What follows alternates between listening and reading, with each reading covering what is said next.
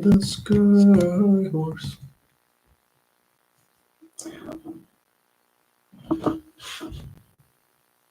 All right, YouTube. I am here on a very special night.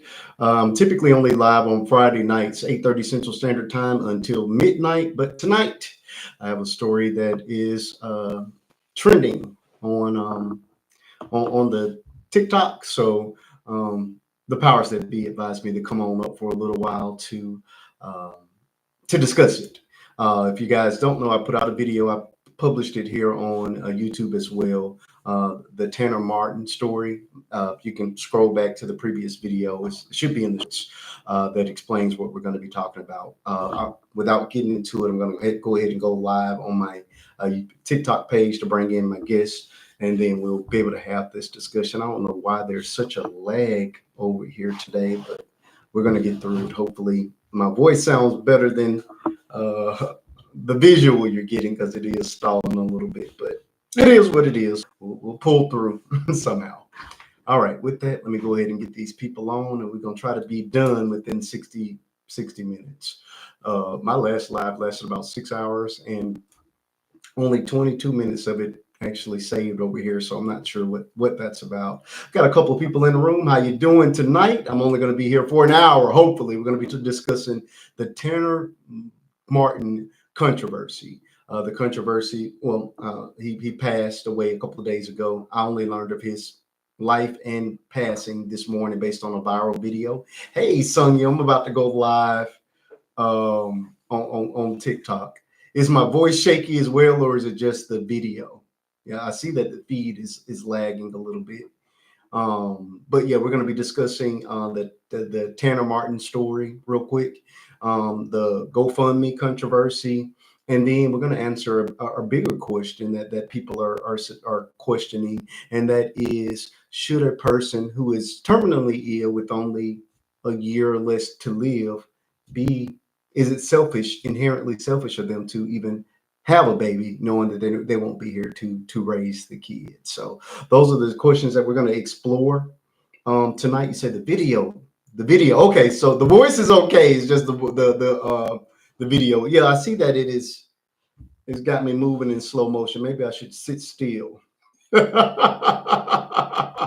Either way, I'm about to go live for about an hour. I say that, and you already know how the thing is going to go. Let me turn this light down a little bit so I look like I got some color. It got me looking very Michael Jackson. I am not Michael Jackson. I'm a very, very brown man. I don't know why they got me looking like that. All right, let me go live on TikTok. I'm already 5 minutes late.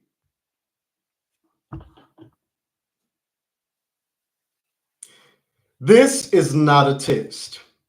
It is indeed a Sunday night, and your boy Marquise is on the tickety talk. When I should be in bed, Africa is the first one to pop up. TikTok is so messy. How would they send this to the one person that I told I was not coming back up here before Friday? TikTok is super messy. Sonia, I mean, impossible. Africa is the first name I see. Welcome, people, to a very. Oh, you're heading over to TikTok. Very good, no problem. Welcome, people, to a very special episode of We Have Unfinished Business. I do it every Friday night. This is your boy Marquise. If you don't know, if you're new to me, I do this only on Friday nights, 8:30 Central Standard Time until midnight. But unfortunately, the powers that be sent me a nice little message and told me that, hey, we need you to come on up for just a little while tonight. And I had to oblige because of the name that's behind me, Tanner Martin. If you all are not familiar with Tanner Martin, I did not know this man's name prior to 4 a.m. on Sunday morning, this Sunday morning. I woke up for whatever reason out of the clear blue sky, and the very first video that I see is what this video is based around. If you haven't already watched it, check it out, watch it, like it, repost it. It's a great message and some important information in that thing as well. So please support it. But long story short, the video opens with, "Hi, I'm Tanner Martin, and if you're watching this video, I am no longer alive." That was my intro to Tanner Martin. I did not know this man prior to seeing that particular video. So I went on, it was like an emotional roller coaster. I went over to Tanner's page, it's Tanner and Shay, and I did basically a deep dive um, into their content. And when I tell you, I was um, I was really, really, it touched me. It really, really did. I guess that's the only way I can describe it. It was when I got to the page, it was like I was watching a movie that I already knew the ending to, if that makes sense. And I knew the ending was going to be not, it was going to be sad, but I was so enthralled in the content that for a moment I forgot that I this man has already announced that he's no longer alive, you know. If you haven't checked out that content, please go over there and support that page. This man was 30 years old when he passed away just a few days ago with a brand new baby, only 41 days old. And there's some controversy surrounding his unaliving, and a couple of questions that I have got to pose to the group tonight. So please understand that we do handle a myriad of topics over here. Some of them are very sensitive, and this conversation may not go the way that you all think is going to go. So please understand that no subject is off limits, and we talk about any and everything on my page. So there's a huge controversy surrounding the GoFundMe that he set up for his daughter. Again, he's no longer alive, so we're going to discuss that. And then there's a question that's been floating that I'm seeing in a lot of the comments where people are asking a very tough question. They're asking, is it selfish of a person who is terminally ill to have a baby knowing that they won't be here to support said baby? So those are the two things that we're going to handle. I lifted some of the GoFundMe request, and I'll go through them at length, and then we will have that discussion and try to get you all out of here. I know a lot of you all have to work tomorrow, myself included. So we're not going to be here all night, but come on back on Friday night, 8:30 Central Standard Time until midnight for my full show. But I just had to come on up tonight and have this not controversy, have this conversation with you all. Thank you all for tapping that screen. Thank you all for being here tonight. Share me out to a couple of your friends if you want.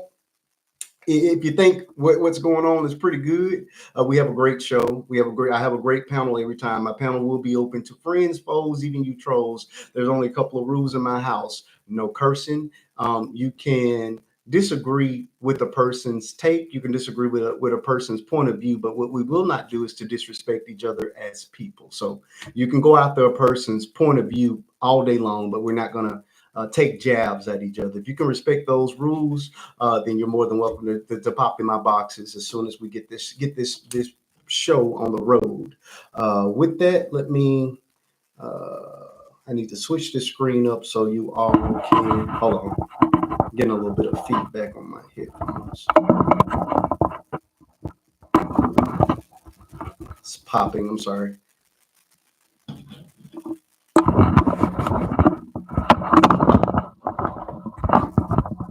I don't know why it's popping so bad. All right, folks. Thank you all for tapping that screen. We're about to get started. Let me get my. Let me share myself out to let my people know that I'm here tonight. All right, Africa, DP, T baby. If I don't let my real people know I'm here, they get mad with me. So I'm not gonna do that tonight. I'm gonna let them know I'm coming up on a night that I'm not supposed to be here. So we are going to see what we can do, see what we can make shake on this Sunday.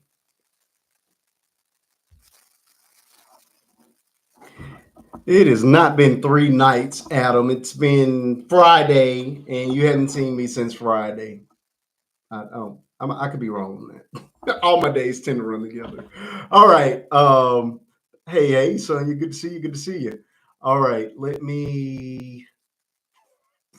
I want to change that screen up. All right, we're going to start with this GoFundMe, which I could not understand why anybody was upset with this man for starting this GoFundMe. But there were a lot of creators that were very, very upset with this man for starting this GoFundMe. And the GoFundMe was not to become active until after his passing, which I did not have a problem with. To me, that shows that you were not trying to get money to just use it for your own benefit. This money was really supposed to be used, to be used for your child.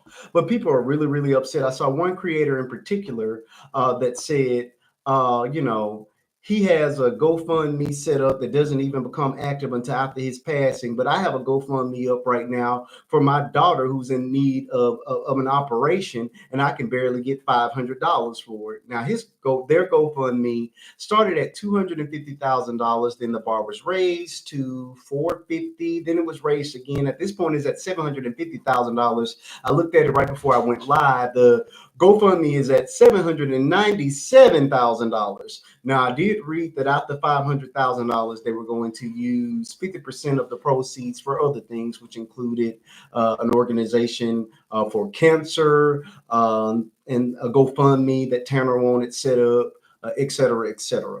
But I did dig through.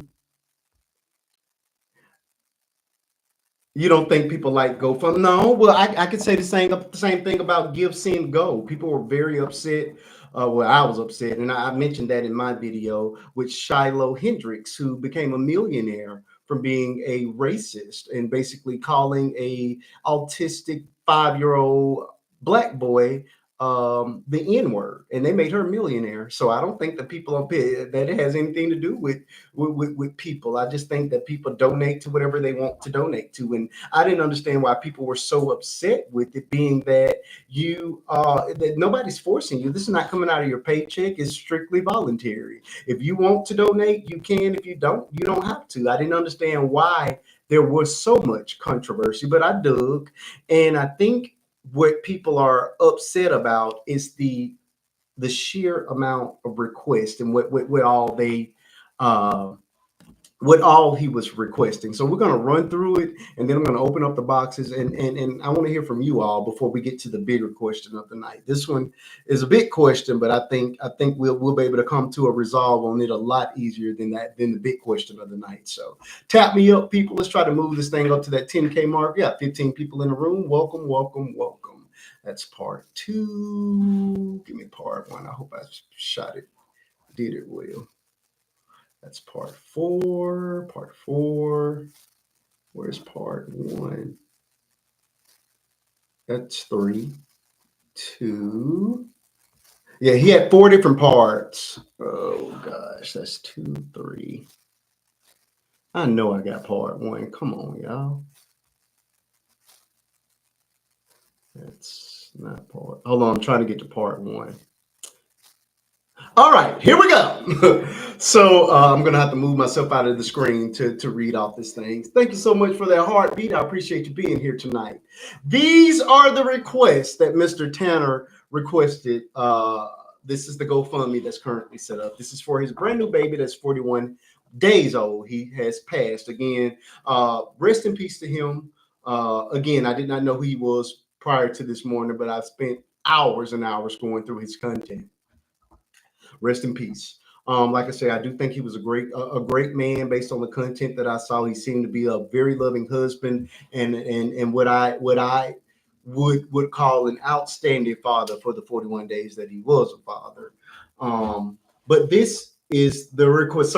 He had 4 phases of requests to get to the first goal of the $250,000, which again they've blown through it, and it's approaching 800,000 as of now. But this was phase one in the GoFundMe, and I'm believing this is where some of the controversy and some of the feelings that people are having are concerned. All right, phase one, that's immediate needs right now. He felt that it was about 90,000 in immediate needs, 24,000 in housing, food and living, $10,000, grief counseling and therapy, $4,000, infant and toddler expenses of $7,000. That is phase one. All right, we're gonna move on to phase two. I hope they don't mess me up on this app. You know, they don't like you to show anything anymore. That's phase one. Phase two. Here we go.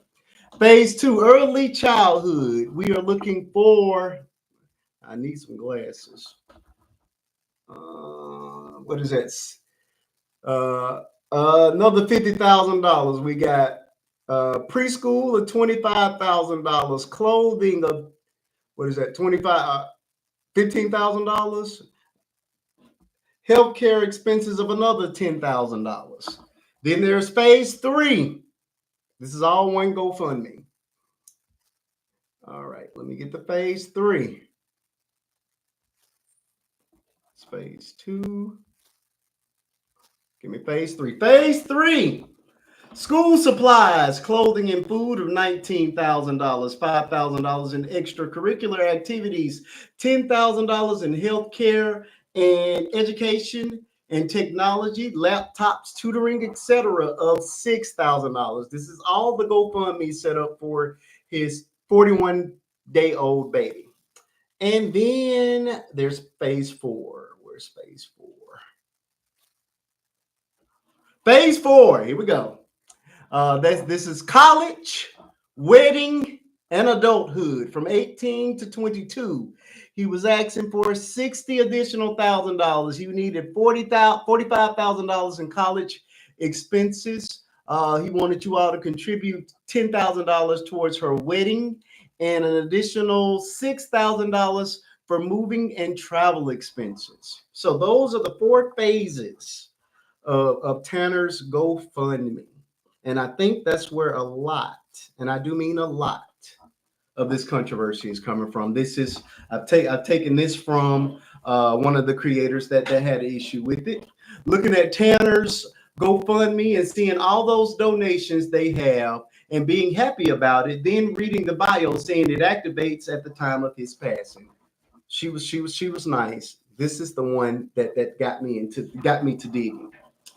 I looked at Tanner's GoFundMe and felt genuinely happy seeing how much support he's getting. Then I read the bio. Reading it only activates after his passing. Meanwhile, I have a GoFundMe up right now to help with my son's surgery, and it has barely raised $500.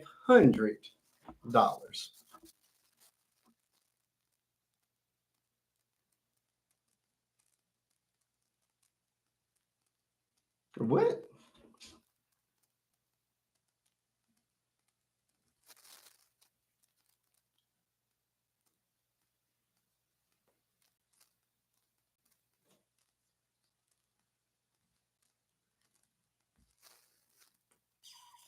That is bull.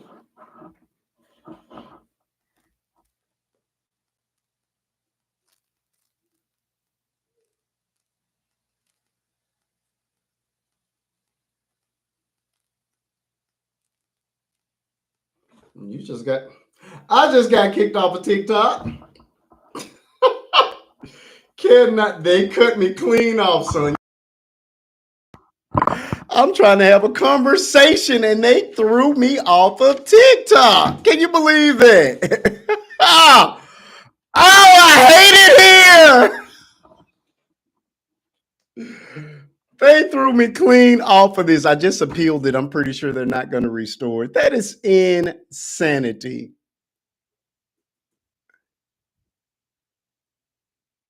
I have how? Then it says harassment and hateful behavior. Frauds and scams. What are you even talking about?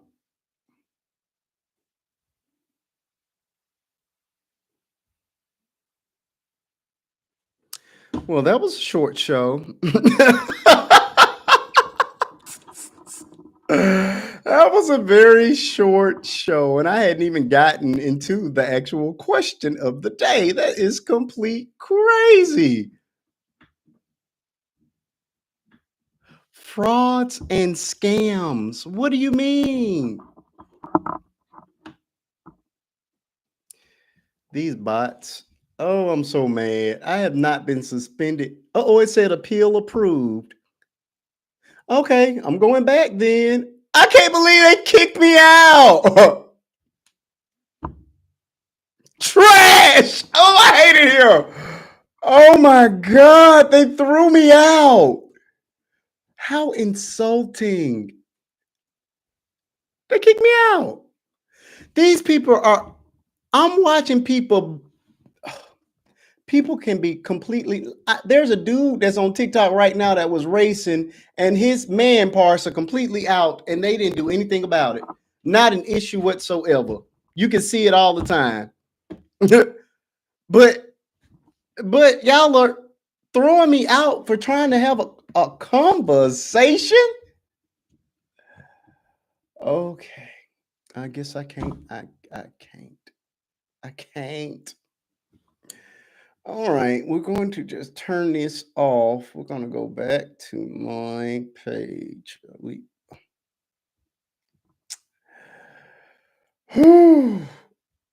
It's bad, Sonia.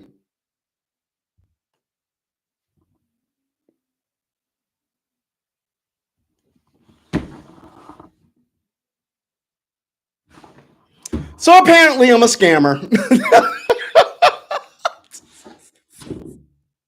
Horrible, horrible. I had to they pulled the plug on me. I had to appeal, and they gave it back to me because I'm not 100% sure what I did wrong, other than attempt to have a real deal conversation. When people up here talking about nonsense, they never bother their lives. But when somebody comes up here with something of value to add to the platform, with somebody with a voice that can say something, they cut them. They cut me. They just cut me. They just cut me. I had to appeal it to get my access back. I'm going to give you guys a couple minutes to come on in. We're going to try this a second time. Unfortunately, I won't be able to give you guys the screenshots or run through those numbers again, but you guys get the gist of what I am saying. I guess we'll pivot back to the GoFundMe, to the, I guess I won't even use that word anymore because they chop me.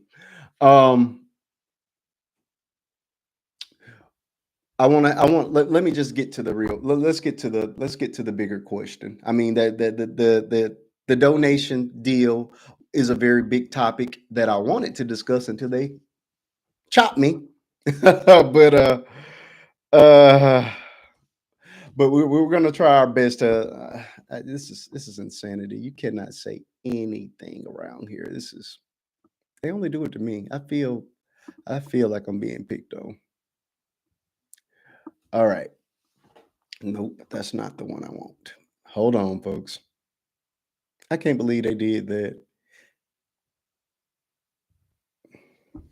Come on up, Sonia. You already know. You already know what they're about to do to me now. Nobody's gonna see this live. Welcome. So can you believe they chopped me like that, Sonia? Can you believe that, Sonia? No, I cannot. Can you believe they You chopped? didn't say anything more than you normally say. Same conversations we You have didn't say every anything. Friday. You didn't even get into it. I didn't even get to the But actual. you know what I think it was. What was it? You showing the information. Is that what it was? I think that's what it was. I'm just 'Cause you- trying. But you know that they don't want you to do that, and I think that's the only thing I can think of Okay. that it could be. I look. I was Because being as far as you saying anything, you didn't say anything. right. But there was nothing in the content that should have caused a problem. Exactly. I wasn't promoting that platform at all. I'm just running through the numbers to say, okay, this is what we're gonna talk about. But It's crazy. Insanity. Okay, let's get It's to. crazy. We're just gonna move on. We'll try to we'll pivot back to that in a little bit. I want to get to the bigger question of the night. I'm trying to give people a little bit of time to come on back if they're gonna come back. I had to appeal it and wait for them to decide because they had suspended me until the second. But I appealed it and they gave it back. I'm glad they did it real quick. Yeah. I'm glad they did it very quick. Yeah, but they gave it back to me But of course, when they give it back to you, you're gonna be punished. That's why the numbers are not climbing. You're gonna be That's what punished. I shared it out, so hopefully hell comes. let me try to do the same. See if I can get these people back because I'm waiting on Korea. they chopped me so quick. I mean, chopped me quick. I don't. They did. Like, they did, and that's horrible. That's insanity. You how? I'm telling you what I think it is. And you might need to move your thing too. That's me. I don't care. They don't care, and you know it. That is me. But you know the slightest thing you Marquise, so you know the slightest thing you do. Anything I do. They coming for you. They come for me. But I can go in all these other lives with these people cussing and acting a fool and nothing ever happens. That's what they want and you know it. That's insane. They want the foolery. Well, foolery gets some numbers though, and you know that. Okay. That's what TikTok is looking for. They just want the numbers. They don't actually. They want numbers. They don't want to be informed. They don't want to be helped. TikTok don't want to help nobody. They don't want to be informed. Let me shut up before they come again. Don't speak against Big Brother. All right, Sonia. And everybody's more than welcome to come in. I do apologize. Big Brother chopped me when we were starting our climb, so we're having to start the conversation over and in a different place out of fear that they're going to try to chop me again. This is the question that is. Let me find Crystal. It's insane. Where's Crystal? I don't know. I sent it out to her twice. Yeah, share me out, people. We're trying to get back. Trying to get back. I don't know why they did that to me. Please tap the screen up. We're not going to be before you long tonight. It is Unfinished Business with your boy Marquise. Part 2, because they chopped me just 10 minutes ago. All right. This is the question. So are you familiar with the Tanner Martin story? I didn't know who this man was until he popped up on my page this morning.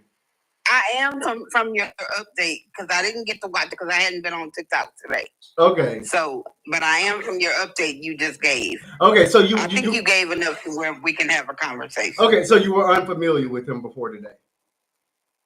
Yeah. Okay, cool. Same for me. I woke up at 4:00 in the morning and this thing popped up. It was his video saying "Rest in peace." Correct, David. Very, very, very, yeah. Rest in peace. So I'm very sad. I thought this man was only 30 years old, and the first video I saw of him technically will be his last video. Right. In the video, he opens up the video. He goes, "Hey, I'm Tanner Martin, and if you're seeing this video, I am deleted. I'm no longer here." David, how long were you a follower of Tanner Martin? Like I said, I was not privileged enough to know who he was, or for whatever reason, they did not. They never sent them through my FYP until today, and I think they did me a disservice, because those are the type of creators that I would like to support. People that have a message, people that are about family and love, and are going through things and not afraid to bare their souls to the world. Those are the people that I think deserve to have those viral moments. You know what I'm saying? Versus the foolery that they allow to go through all the time. You know what I mean? And they were doing really, really well. But like I said, I just hate that my introduction to him was a hello and a goodbye, all in a matter of 10 seconds. You know what I'm saying? His wife was pregnant and he had cancer, and he was trying to fight to meet his dream, which was to meet his daughter. Exactly. Now, after I saw the video, I did a deep dive in his content, which is what inspired me to do that video this morning. But yeah, all of that is correct. He had been fighting cancer, I believe, for about 5 years. His wife and him had gone through IVF treatment. She'd gotten pregnant, and his goal or his dream was to be, among the living when his daughter arrived. Thank God that prayer was answered. His daughter, he lived. The baby was 41 days old when he passed, so he got to enjoy her for a whole month. What I find particularly touching about him as a father, like you could see, as I scrolled back, I could see the gradual deterioration of his physicality. but his spirit was always so bright and brilliant. He was smiling. Even in the video where he's saying, "I'm already gone," that man was still smiling and giving joy to the world. You know what I'm saying? So till his very breath, he was just a beautiful being, a beautiful human, in my opinion. Um, but yeah, that is the gist of that story. The what I saw in his content, he recorded himself reading stories, bedtime stories, so his wife could play them for his daughter. They'd gone to build a bear and made a couple of bears, one of which contained the sound of his heartbeat, so his baby would be able to hear it. Even when he was too weak to walk, he would get in a motorized wheelchair and take the baby on walks. I mean, this dude was phenomenal all the way until the end, and I just think it's a disservice to the world to have people like that go so tragically and so soon. Cancer is very unforgiving, and life, unfortunately, is just very unfair. But yeah, rest in peace once again to Tanner Martin. That's my sole purpose, my biggest purpose in being here tonight with the people that are joining me, being that they shut me down and I'm back up trying to have this conversation with you all tonight. Um, this is a question, however, that I want to pose, and it's one that I've seen a bunch of times, and it got me to thinking as well. And I don't want to sound insensitive because I am not. I am a father myself. I have a son and a daughter. My son is 3 years old. My daughter is 16. My wife nearly passed away carrying my first child. So I'm not. The question that I'm about to pose is not insensitive at all. We're going to get into the GoFundMe controversy of it all. We're going to at least attempt it again. We shall see. But here's the question, and I'll start with you, Miss Sonia. If you are terminally ill and the doctors say, okay, you only have maybe, and this is hypothetical at this point, you got 12 months to live. Do you think it's a selfish act for you to have a baby knowing that you won't be around to help raise it? I will say this. Please. Being that I'm married, that would be a conversation between my husband and I, and a decision between my husband and I, first and foremost. Yeah. Weighing the pros and cons of everything. Okay. And then a decision would be made. Knowing the husband that I have, I think that would be a decision that would be made. Simply because of the love that we have for each other. Why not have a child to carry on, whether it be a boy or a girl? Even though it may be hard and it may be trying, I think that's a decision that should be made between the couples, the marriage, the whatever the situation. Now, the other side to it is um, when you bring other people into the equation. And I think that's where it gets sticky. But I would, um, especially if it were something that was a challenge to do. Okay. Like, if it Yeah, was in a their struggle case, to they have had children. they had to go through IVL to get the baby. So yeah, it wasn't. Yes, Yeah. yes. So in that case, especially in that case, Uh-huh. I would say yes, because that would be a desire of the person that's left to deal with the situation. Um, so yes, I don't think it's selfish, and I think it's something that I would do. And the the the other side to it would be just something that would have to be dealt with as best as possible. But on a personal level, yes, I would do it, and I don't think it's selfish. Okay. I don't think that part of it is selfish. Okay. Now, as we dig deeper You into know, it, because we're about to get there. yes, These two questions go I'm together. going to say this. I'm going to say this. Uh-huh. As we dig deeper into it, knowing the information that I know, Yeah. there are things that I myself Uh-huh. personally would question, and I personally would not. I would not ask for. There would be a stipulation on what I would ask for a GoFundMe. Okay, let's say donations. We got to find another way of saying it because we've gotten shut down once tonight, so we don't want. We got to find another way of asking people to help. Let's say it like let's say it that way.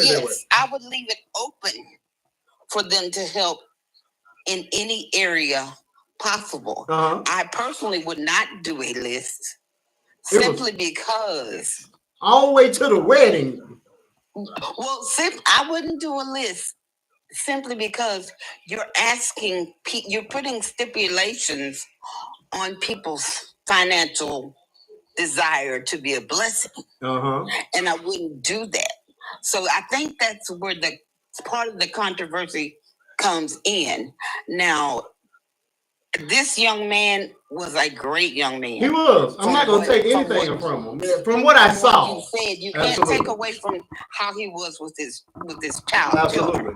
Okay. So with that being said, however, the list itself, for me personally, it's a bit much because now you're asking a community of people to do the things that you're not there to do. Come on. But you're expecting with monetary values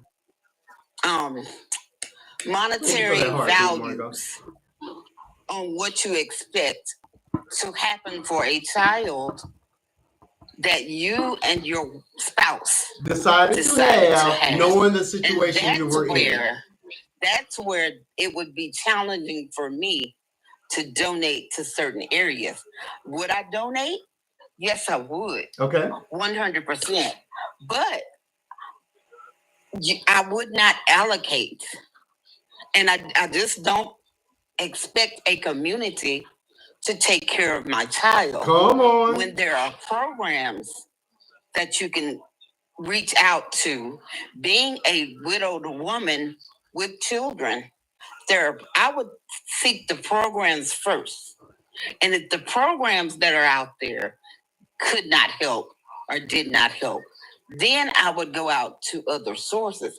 But I would only go to the people that I know, trust and believe. I would only go to the people that I know love me, love my family, and don't mind helping. I wouldn't put it out to the nation to be ridiculed or judged. Am I judging him? No. I'm just saying what I wouldn't do. Because now this puts his wife, and I don't think he was thinking about it in this manner. I think he was more or less trying to make sure that his wife didn't have such a hardship on her. Yeah. But he didn't think about the fact of now you're putting your wife out in the public to be judged, to be ridiculed, and to, at the end of the day, be looked at as someone who knew better than to do such. Does everybody think that way? No. Do I think that way? No. Right. I just would have gone a different way about it. I like it. All right. David, let me grab this comment. He just wanted to raise the money for them because he had nothing to give them or to leave behind. Now I read or I saw in the story where in the place where you send money, that there was no life insurance because his diagnosis was so early. So yeah, David, that pretty much goes and falls in line with the conversation that we're having, and that again spins right back into the two conundrums that we're in. Number one, I understand the sentiment, I understand the love, I understand you wanting a piece of that person to hold on to, but can I say that I don't, after seeing this big long list of things, I can kind of see why people are a tad bit upset, because in effect, you're saying, hey, public, I need y'all to financially support my child into adulthood because I'm no longer going to be here. I can't say that I don't understand where people are coming from when it comes down to that. You know what I mean? Now, again, when it comes down to giving, you give of your own free will. So I'm not mad at anybody. You put it out there. If you want to give, give, give. If you don't, you don't. All fine with me either way. But I can kind of understand where people are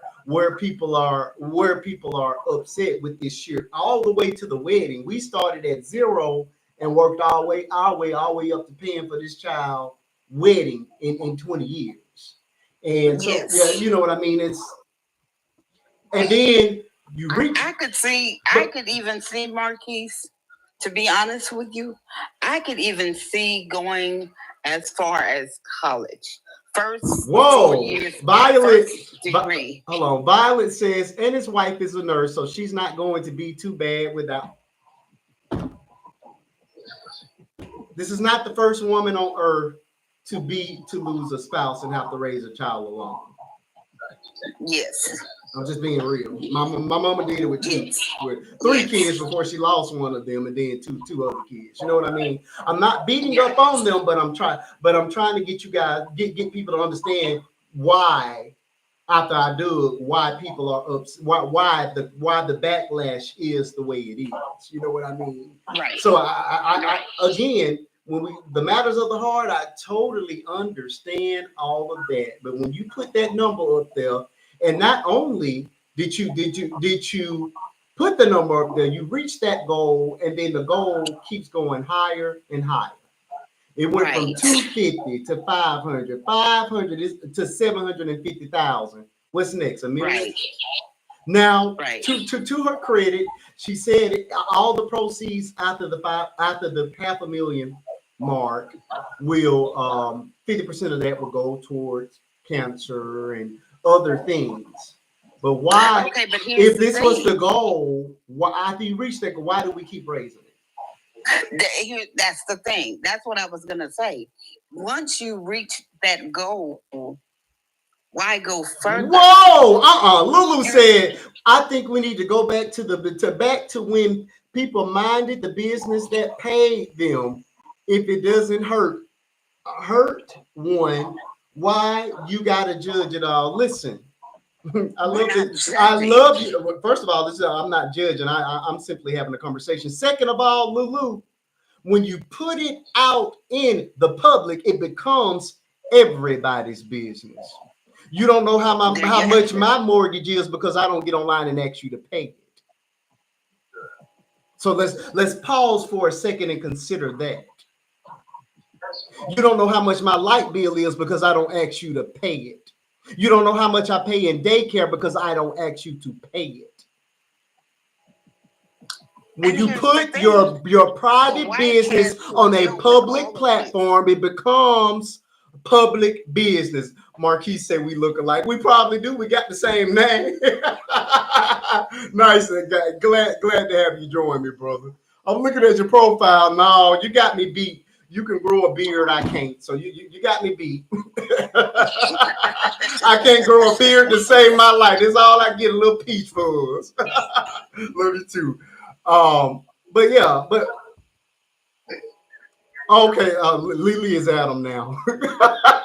I mean, how is it mind your business? This is our business. When you solicit funds from America, it becomes America's business. Good, bad, or indifferent.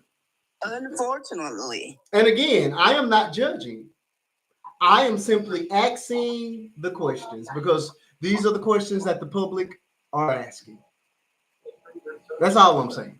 That's all I'm saying. If you're uncomfortable with it, you could do this right here. If you feel you can just go on somewhere else because I have real conversations in this room. I use my platform for more than just entertainment. I have actual real conversations and conversations that can be a little difficult from time to time. Here's another one. Lavender, how you doing tonight? I'm great. How are you? I said I wasn't coming back, but the powers that be told me to come up here, and then they shut me down. So I'm back up a second time after appealing and having to get my live back tonight. The same tonight? It just happened tonight. Tonight. It just happened tonight. 10 minutes. We were up 10 minutes. 10 minutes. Down. What did they? What was the violation? Oh, they said, what did I say, Sonia? It was some crazy stuff. Yeah, it was insanity. I can't even. It didn't apply to what we were doing. It had to do with something that was supposedly said, but he didn't say anything out of the ordinary that he doesn't say on Friday nights. So the only thing I can think of, Lavender, is maybe because he was he had the hold on, Lulu said restrictions. Right, I was putting up the stipulations to what's causing all the controversy around them raising, what's approaching $1 million for Tanner Martin's baby. He just passed, and I'll rewind the story if you haven't seen my video. But I haven't seen it. I haven't been on TikTok. Okay, well I'll circle back around it because I want to ask you the same question. The way I talk, like I do. Well, first of all, you might want to string together a complete sentence because that's not one of them. This is how we talk here. Sorry if it upsets you. Where are we? Who are we, Lulu? I'm not upset at all. I speak with a level of passion, Lulu. You're more than welcome to come in the box and have a conversation with me. I ain't never scared. I think Lulu might be defending you. Is that what it is? I think she's defending. It can't be because Lulu told me to mind my business. Lulu just told me to mind my business. Yeah, Lulu told me to mind my business. I seriously doubt it. Oh, I thought she was defending you. No.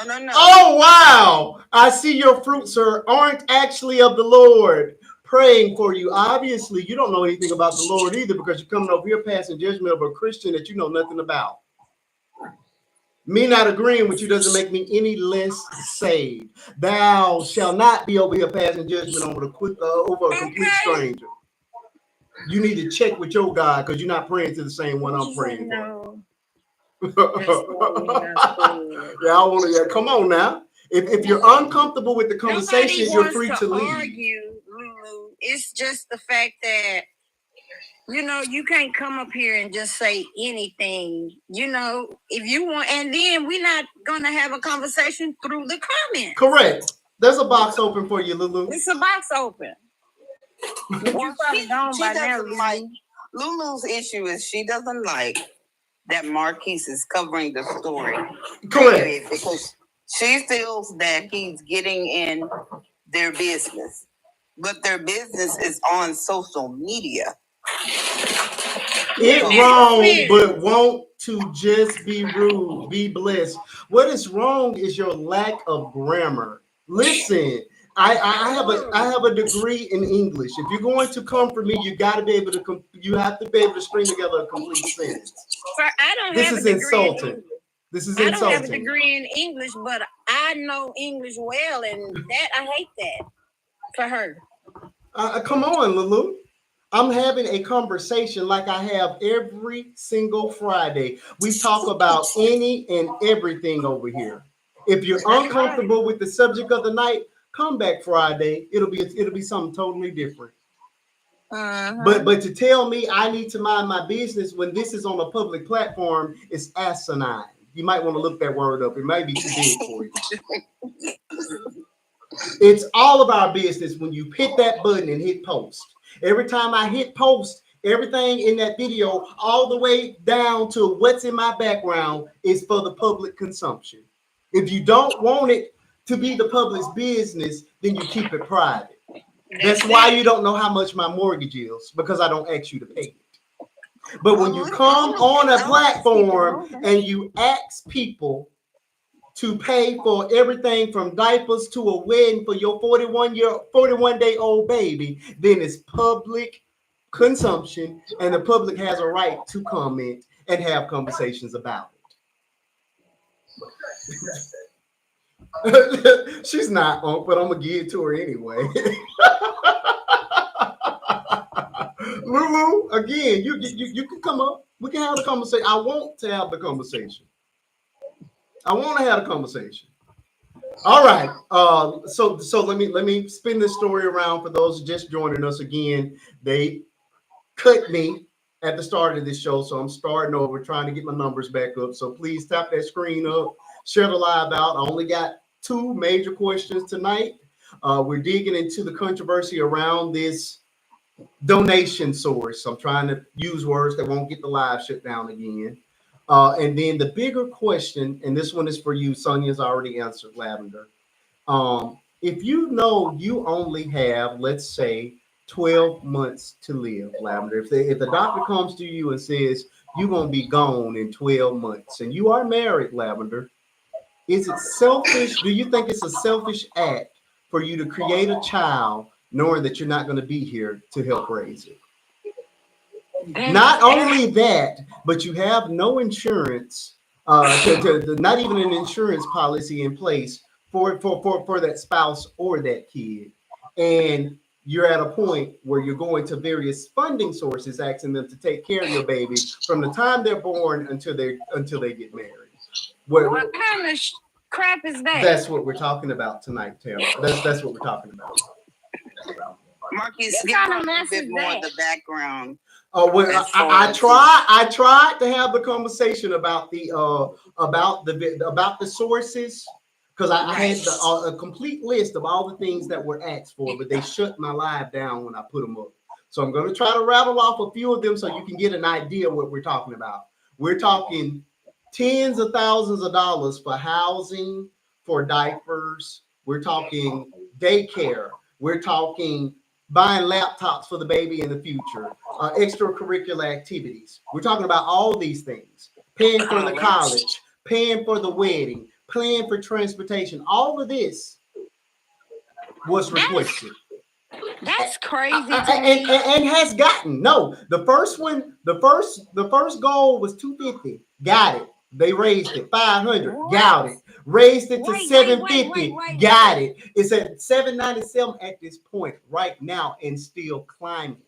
Marquise, after they hit the half, I'm trying to run through them so they won't shut me down. After they got past the 500 and put a K behind it, she said, well, anything after that, we'll give a portion over to the council people for research, blase. And he wanted to start a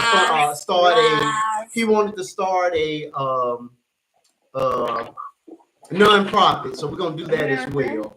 But the people are becoming outraged because you hit a goal and it keeps jumping. And number two, you knew you weren't going to be here. And now, in essence, you're asking the public to take care of your baby.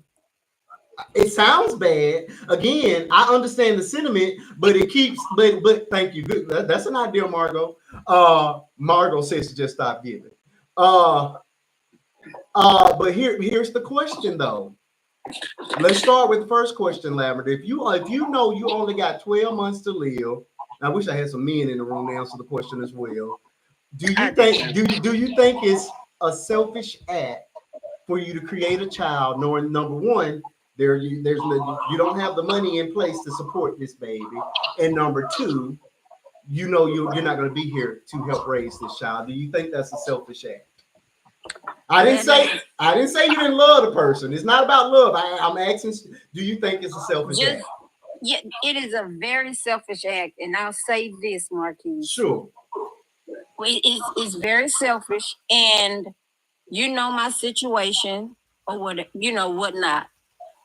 I was told that I only had 10 years to live when I first got sick. And when I found out I was pregnant, I was, when I tell you, afraid, because I felt like, what am I going to do about this baby?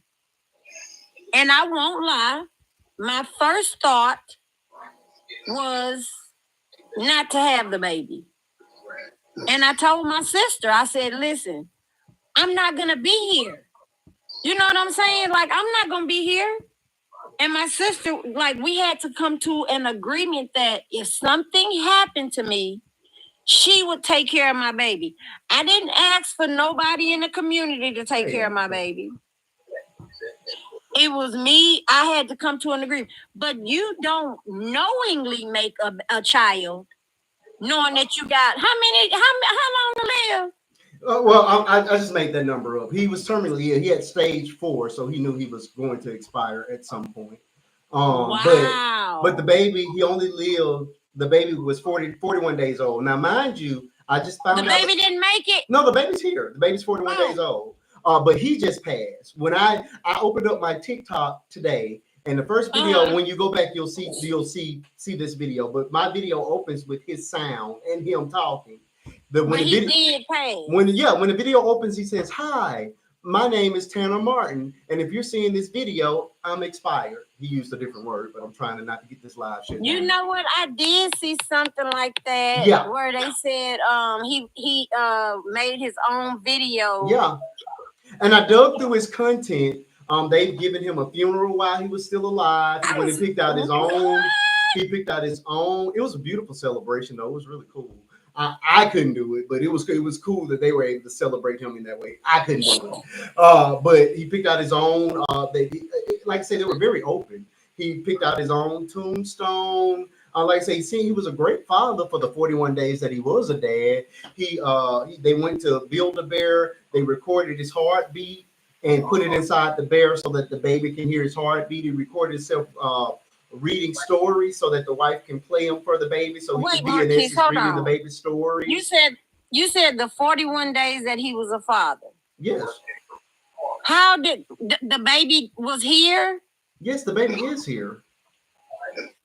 So he lived long enough to see the baby get here. Yeah, he just passed. The baby was 41 days old when he passed. But he made the baby after he found out he was sick. Oh yeah, he's been terminally ill for 5 years, and they had to go through IVF treatment to get the baby.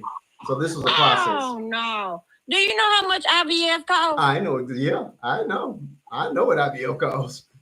So you gonna go through IVF treatment, but then you got enough money for IVF, but you don't have enough money to take care of a baby? That's where your money went. Your money went on making that baby. That's where his money went. Bringing that baby into the world, that's where the money went. That's crazy to me. Like, I'll never understand that. Because, man, I just don't. Come on up, Africa. I need some. Hey, come on up, men and women. I want to know what you guys take is on this thing. Is it selfish to create a child knowing that you're not going to be here to support it? That's the question. That's the first question. And second of all, I can understand why. Is it really surprising that people are outraged at the fact that you created a fund for the public to financially support the child that you knew you weren't going to be here to raise until they were grown and married, all the way down to the wedding? Now that's the part I do not agree with.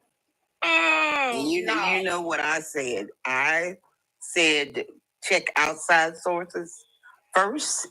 Go to those that you know love you, love your family. Okay. And see what they're willing to do. Okay. Come on, see what's out there.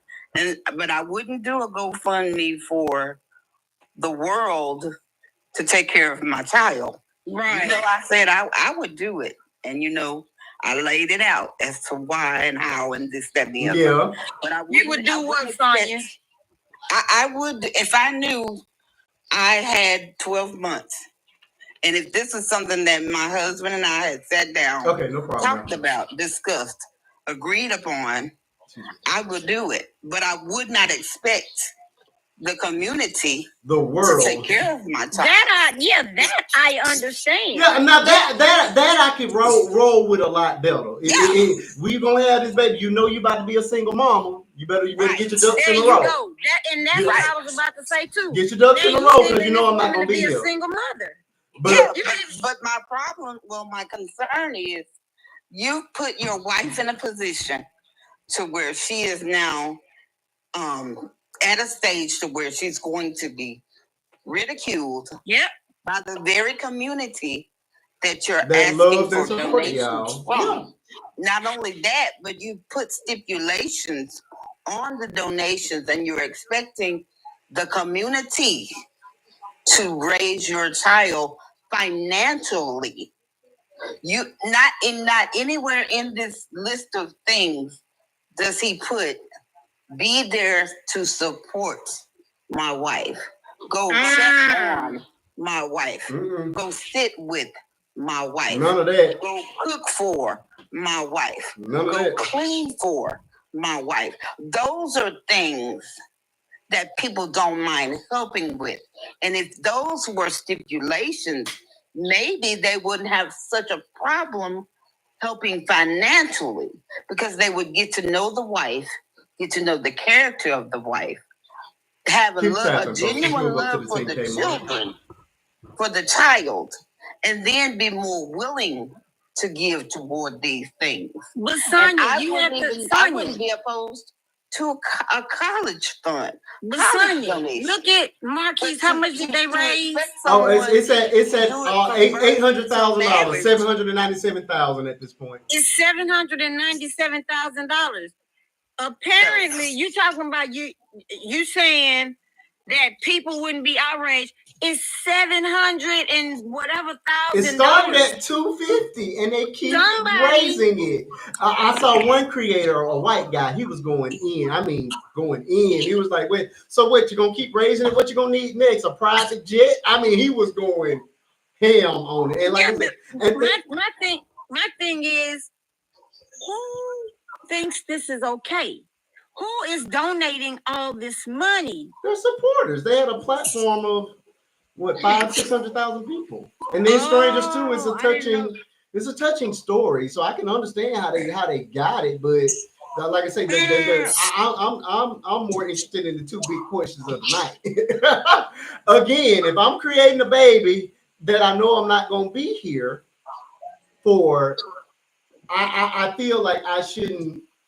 I don't think I would. I would not do that. I would not ask the public to financially support the baby.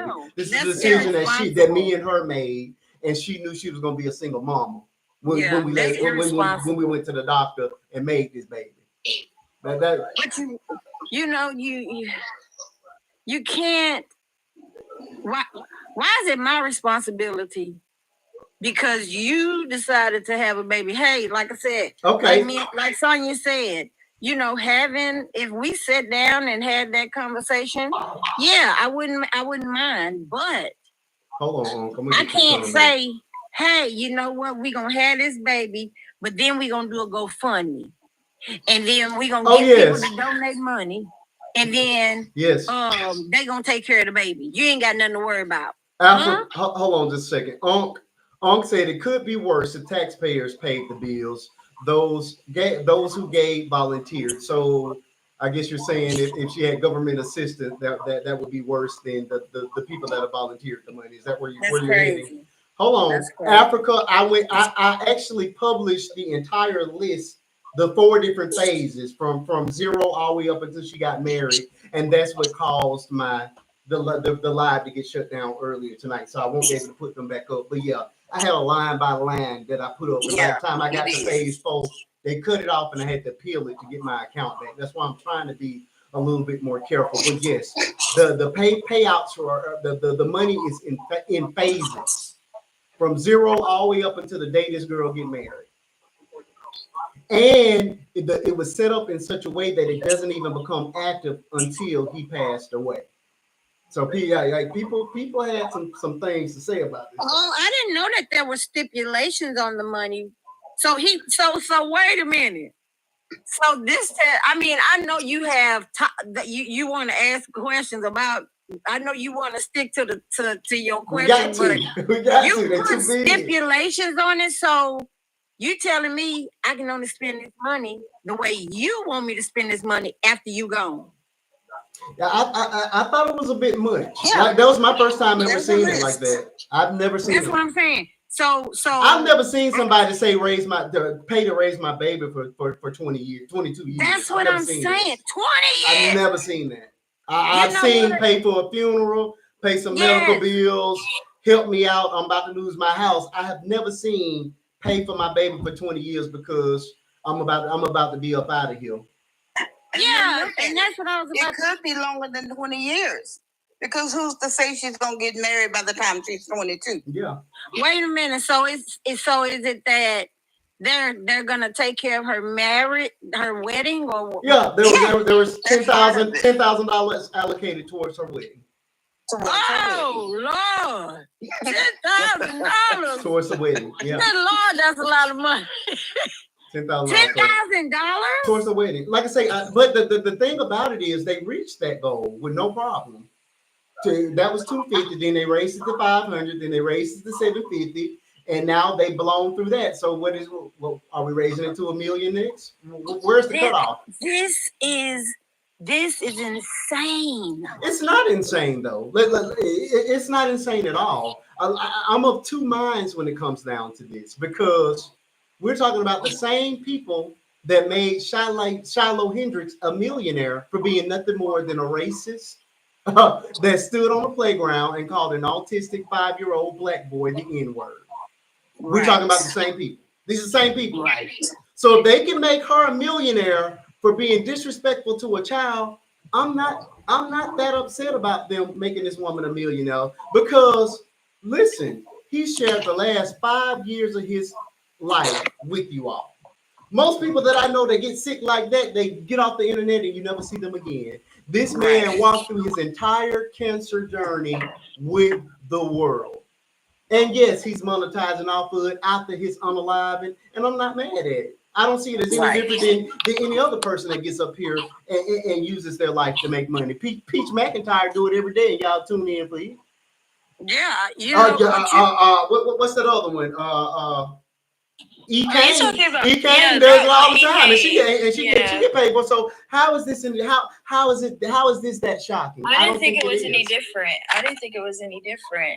Go ahead, Mia. So did you see the list on that GoFundMe? I saw your video, and then I went to that video that he had posted, because I was like, let me get some more content, like some more context of what happened. Yeah, I don't see anything wrong with it, because if they could profit off of, again, if she could profit off of being a racist, then hey, how about it? Correct. At least it's something positive. At least it's something positive. I'm not that mad about it. I don't see anything wrong with it. Yeah, it's $800K though. Like I said, people are outraged. They are. That's crazy.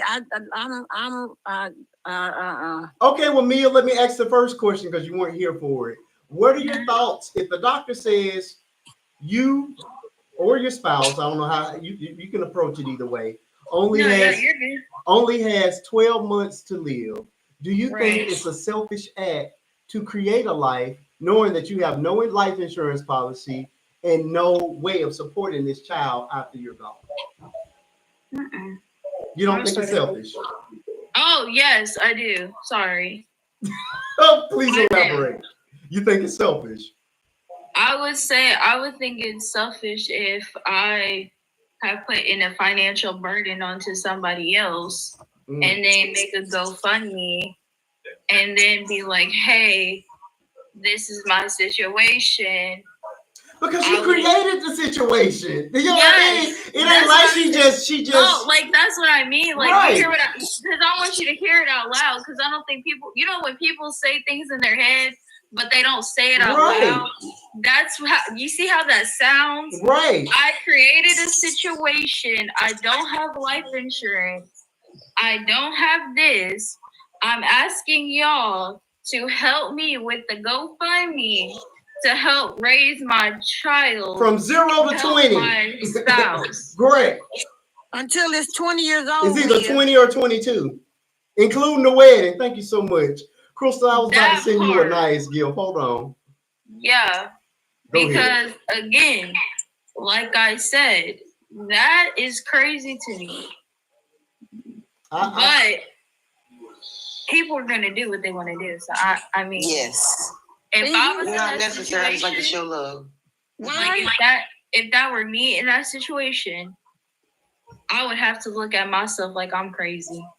but I would have to look at myself like you're crazy. You're not right up here. But look at this. They have this big platform. Right? He had this big platform, right? I want to ask a question when y'all get done. Oh, no problem. He had this huge platform. Mm-hmm. He was obviously monetizing off of this huge platform. Absolutely. Why not start saving money from that? Well, man, I mean, I don't know. Why not put money back? Because if you got over 500,000 followers, you're making some good money. Because if they done raised this much money for you, you don't think that they're helping you when you go live and when you do these videos and when you do. Yes, he's making good money off the videos alone. Absolutely. So why can't you say, okay, we made this baby. Let me start being responsible now and putting money back. Can I say this? I don't want you to think I'm interrupting you. No, you're good. No, okay, I'm gonna say this and then I'm gonna let Aunt Crystal say what she gotta say. But I'm gonna say this because people do not think about others. Some people do not think about other people when it comes to themselves, if that makes sense. Right. And what I'm saying is like how selfish. Okay, that's like Uncle Marquise. That's like saying Uncle Marquise and Jennifer say if they were in that situation, because look how many followers he has. Mm-hmm. So that's like, look at his platform. He says, okay, I'm dying or whatever. Can y'all give me some money? Like that, pretty much begging. And it's like, how dare you? Like, I'm sorry about your situation. I'm not knocking you down. I mean, I'm sorry that this happened to you. Sorry for your passing. But why is that now a financial burden to your followers? Why is that now a responsibility to help give you money? Hold on. Wait a minute. We can tear down our own. What does that even mean, my love? You're right now. I'm sorry. Who exactly are we tearing down, friend? I'm not tearing anyone down. I see it. Yeah, my love. I need you to clarify that one. Exactly. Who are we tearing down? We're asking questions. Do you even know what we're talking about? Again, because that's my picture, so that's not even. Who exactly are we tearing down? Because, I mean, at the end of the day, that's how that. I mean, you can't just sit here and say start a GoFundMe and then be surprised when people are gonna question where are they funding. But you know what? Let me tell you something. How people are. Hold on, because Thor has been sitting here a minute. Let me get him in the conversation. Thor, welcome to the conversation, brother. I'm so happy to have some testosterone in the building tonight. I need you to ask this question. I got two questions for you. Are you familiar with the Tanner Martin story? I've seen bits and pieces. Okay, Tanner Martin. Let me run this thing down. 30 years old. I only found out about him at 4 o'clock this morning. 4 o'clock this morning across my FYP. Please watch my video, like it, comment, share it out. Important information there. Beautiful message, in my opinion, and it came straight from the heart. This conversation is going to be a little bit more difficult, though. Okay, 30 years old. He is terminally ill with cancer. He and his wife go through IVF. She gets pregnant. It is his unaliving wish to see his daughter born. The daughter is born. He lives 41 additional days, and he just suddenly passes. The video that you're going to see is a clip from his and then mine mingled with it, where he says, "Hi, I'm Tanner Martin. If you're watching this video, I am gone." That was my introduction to him. When I go back to his page, he had a huge number of followers, in excess of 600,000, where they followed his cancer journey over the last 5 years. Two questions. Well, first and foremost, he started up a funding source where he basically asked in 4 different phases. I would go through the numbers, but my live got shut down the last time I went through the numbers. So take my word for it, or go over and look it up. 4 different phases, all the way from 0 to this baby gets married. We're paying for everything from diapers to daycare to housing to cars to food. Cars? To food. Yeah, they were funding everything. Yes, all the way to the day the child gets married, and we paying $10,000 for the wedding too. And after that, they reached that goal, which is at Hold on, can I stop you right there? Because I got to get through it all before I ask my question. 250. That was 250. It got raised to 500. They reached it. Raised to 750. Reached that. It's over 800K at this point and still climbing. People are outraged. I see it on both sides, but I have two questions that will cover the myriad of this situation. First, this is Tanner. I have it up real quick for those who can't see it. There's Tanner and Shay. Let me make you big. Okay, here's the first question for you, Thor. Do you think if the doctor came to you tomorrow and said, Thor, you have 12 months to live, you have no life insurance, do you think it's a selfish act on either of your parts to have a baby knowing that you're, number one, not going to be here to support it, and number two, have nothing in place to support that child? You put it on the big screen real quick for those to see. Hold on. Number two, Thor, what are your thoughts on coming to the world and saying, hey, I'm getting up out of here. I need you guys to financially support my baby for the next 20 years. I need you to answer both of those questions as a man. That's crazy. Well, first of all, if I'm supporting the baby all through the baby's life, I better be claiming that baby on my income tax. Okay, I wasn't ready for that answer. Go ahead. Number two, if I'm gonna be deleted on this earth after 12 months or however long it is, that will be up to me and the person that, well, me and whoever I'm in a relationship with or whatever, will have a long discussion, because if I don't have anything in place and she wants a child, then I'm going to do everything I can to get those things in place. Okay. Myself. So,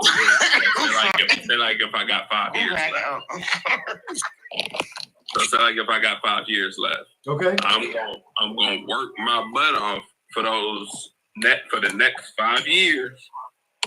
And, I'm going to make sure I got life insurance, make sure I got money saved up. He had already been diagnosed, so no insurance company was going to cover him. No insurance is going to cover him? No. Pre-existing condition. No insurance company is going to cover you. No. I just got insurance for my kids. And I'm in heart failure. Okay, well, I can't. The mass majority of insurance companies. For cancer is different, though. Yeah, I think cancer is different. It is. But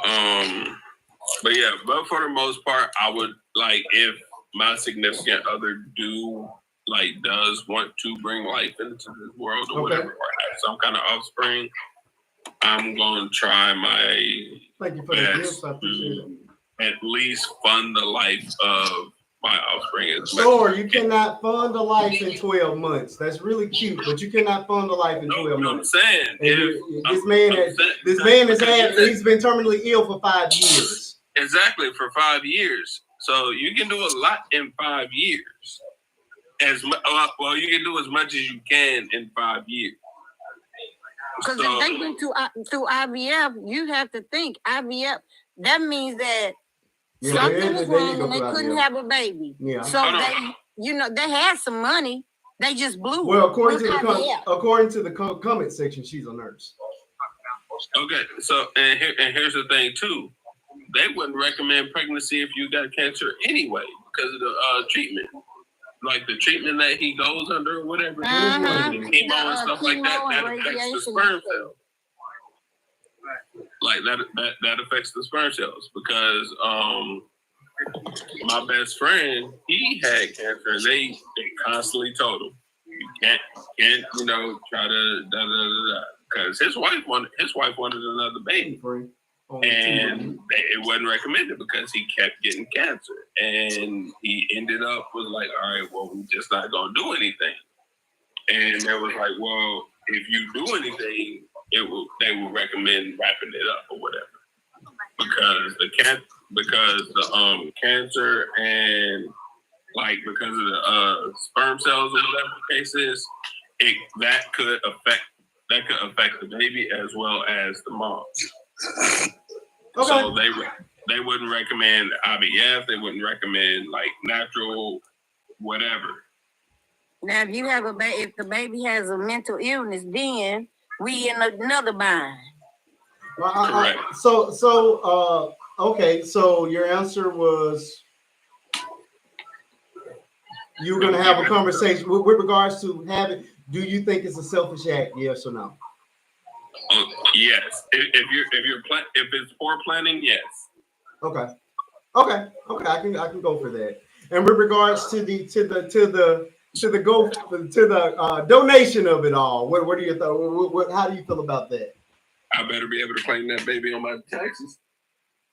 So it's a no for you. You don't feel that they should even be asking for money if this absolutely not. Is that no, because they knew what they was getting themselves into beforehand. Okay, Thor. Okay, Thor. Look, hey, I'm not mad at that. I'm not mad at that take at all. You know what I'm saying? There are lots of single mamas out here. I'm just gonna be real with you. Lots of them, tons of them. My mama was one. She raised 2 kids by herself without a husband, and then he got pewed and unalived, and she still had to go on and raise them kids. But those are the kids that she chose to have, so she had to raise them. You know what I'm saying?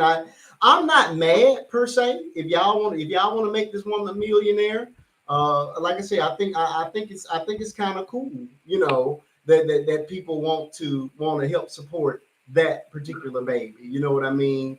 But that's for the sheer fact that these people have been sharing their entire life for the last 5 years. So if he's found a way to monetize off of him getting up out of here, I'm not mad at it at all. You all were getting entertained with their ups, their downs, their trials, and their tribulations. So, okay, if this is a way for him to monetize off of it at the end, why not? You all let Shiloh Hendrix become a millionaire for being a racist. So why are y'all outraged at this? And Shiloh Hendrix got on the internet, got on in front of a camera, and called a 5-year-old black boy an N-word, and y'all made a millionaire with them same donations. And I think too, the GoFundMe has taken place. It's bigger than health insurance. They're bigger than Blue Cross Blue Shields. Because, like, I don't know, because a lot of people turn to GoFundMes and other means of. Let's try to avoid their word because they shut my live down earlier tonight. Yeah, I'm just starting over. That's why the numbers look the way they look. They shut me down. That's why I'm about to start saying internet donation. Oh, I like that. Go ahead. So yeah, like I feel like internet donations, begging, panhandling. We can call it what it is. That poor planning. Poor planning. That's what it is. Poor planning. I'm just saying. I love love. Again, I got a wife that nearly passed carrying a baby, so I understand wanting to have that piece of that person. But if you know I'm about to get up out of here, then baby, you need to be prepared to be a single mom. I don't want you shouldn't have. I don't ever want you to be in a position where you got to get up here and beg somebody to help take care of the baby that we created, knowing that I was about to get up out of here. Or here's the thing: why don't she just take over his TikTok account? I was just gonna say that, Thor. I'm pretty sure it's not going anywhere. They were getting millions. She's still gonna be making money. She's still gonna be making money. Like she could take over his TikTok account and make sure she get whatever she can get off of it. Yeah, because all she gotta do is continue on. This is my life. Continue on. This is the life after Tanner's demise. After yep. This is life as a widow. This is life with being the mother of a child. Yeah. Where the father is gone after 41 days. Yep. And we made this baby on purpose, and y'all paid for it. And here you go. This is how she turned out. and you can follow our journey. People That's love what I'm following the saying, baby's like- journey. Like I said, there are many TikTokers, but here's the thing, like there are many TikTokers who are in that grieving, who have still like made a dedicate, like they're still dedicating to their spouse, the loved one that they lost, but they're not asking for money. They're just like, follow me on this journey. Like my son lost his mother, but follow me. It's stuff like that. Hold on, is this a fawn color person? You know it. You know it. You know it. Absolutely. Wait, what happened? He asked were they Caucasian? Absolutely. Yeah. Man, them ashy armadillos always got something up their sleeve. It's just not your scheme. Cause it ain't never us. It's never us. I promise you, it's not. Now wait a minute. We beg to pay for funerals all the time and medical bills too. So here's the thing with her taking over the account. That would be a good thing. That would be a good suggestion. But you also have to look at the job that she holds, the requirements of the job that she holds. Is she a stay-at-home nurse? Is she a traveling nurse? What type of nurse is she? Is she on call all the time? Will she be able to take over the account itself? Yeah. That's the only, Will she be able to take care of the baby itself? But that's what I'm saying, Lavender. If she got time to be a single mother, her time dedicated to raising this child, not trying to take over a TikTok account. But that is a lot of work. That is true. Would be a good idea. She should have thought about that before she donated her egg to that man. That was her husband. Like I said, I understand all that. And if it were me, the only thing I would come on, oh, that's who I need. Is come to the community. But if that's something that my husband and I sat down and talked about, then after whoever passed, that would be on them to take care of it, because that's something you sat down, talked about, and agreed upon. I don't agree with bringing it to the community. Agreed. I don't. That was a private decision. We went in the bedroom when it was made. So why do we have to foot the bill for it? I know that sounds awful, but it's true. No, it does not sound awful. When I laid down and made my children, I didn't ask anybody to help me take care of it. And I could use some help. If y'all want to help pay Bishop daycare, I'd be willing to take y'all money. I'm going on mute. I'm just saying. I'm just saying. We all got bills. All right, Telly, I'm so happy you're here tonight. I do hope you're familiar with the story that we're talking about tonight. Have you seen my TikTok on this already? I have not, friend, but you know me and my ADHD. Give me 1 second, I can go get it. Please grab it real quick. Yeah. Please grab it. 1 second. Oh, because I got two big questions for you. Because y'all say I oversaw. Crystal, have you watched? I'm gonna study it right now. Okay, y'all are not doing right now. I put up the stuff for you. I did right. You were so pretty. What are you doing different? You got a filter on? No. She ain't got that bonnet on. That's what it is. That's what it is. That is so pretty. What happened? I was thinking the same thing. I'm like, she's pretty. She looks so pretty. My bad.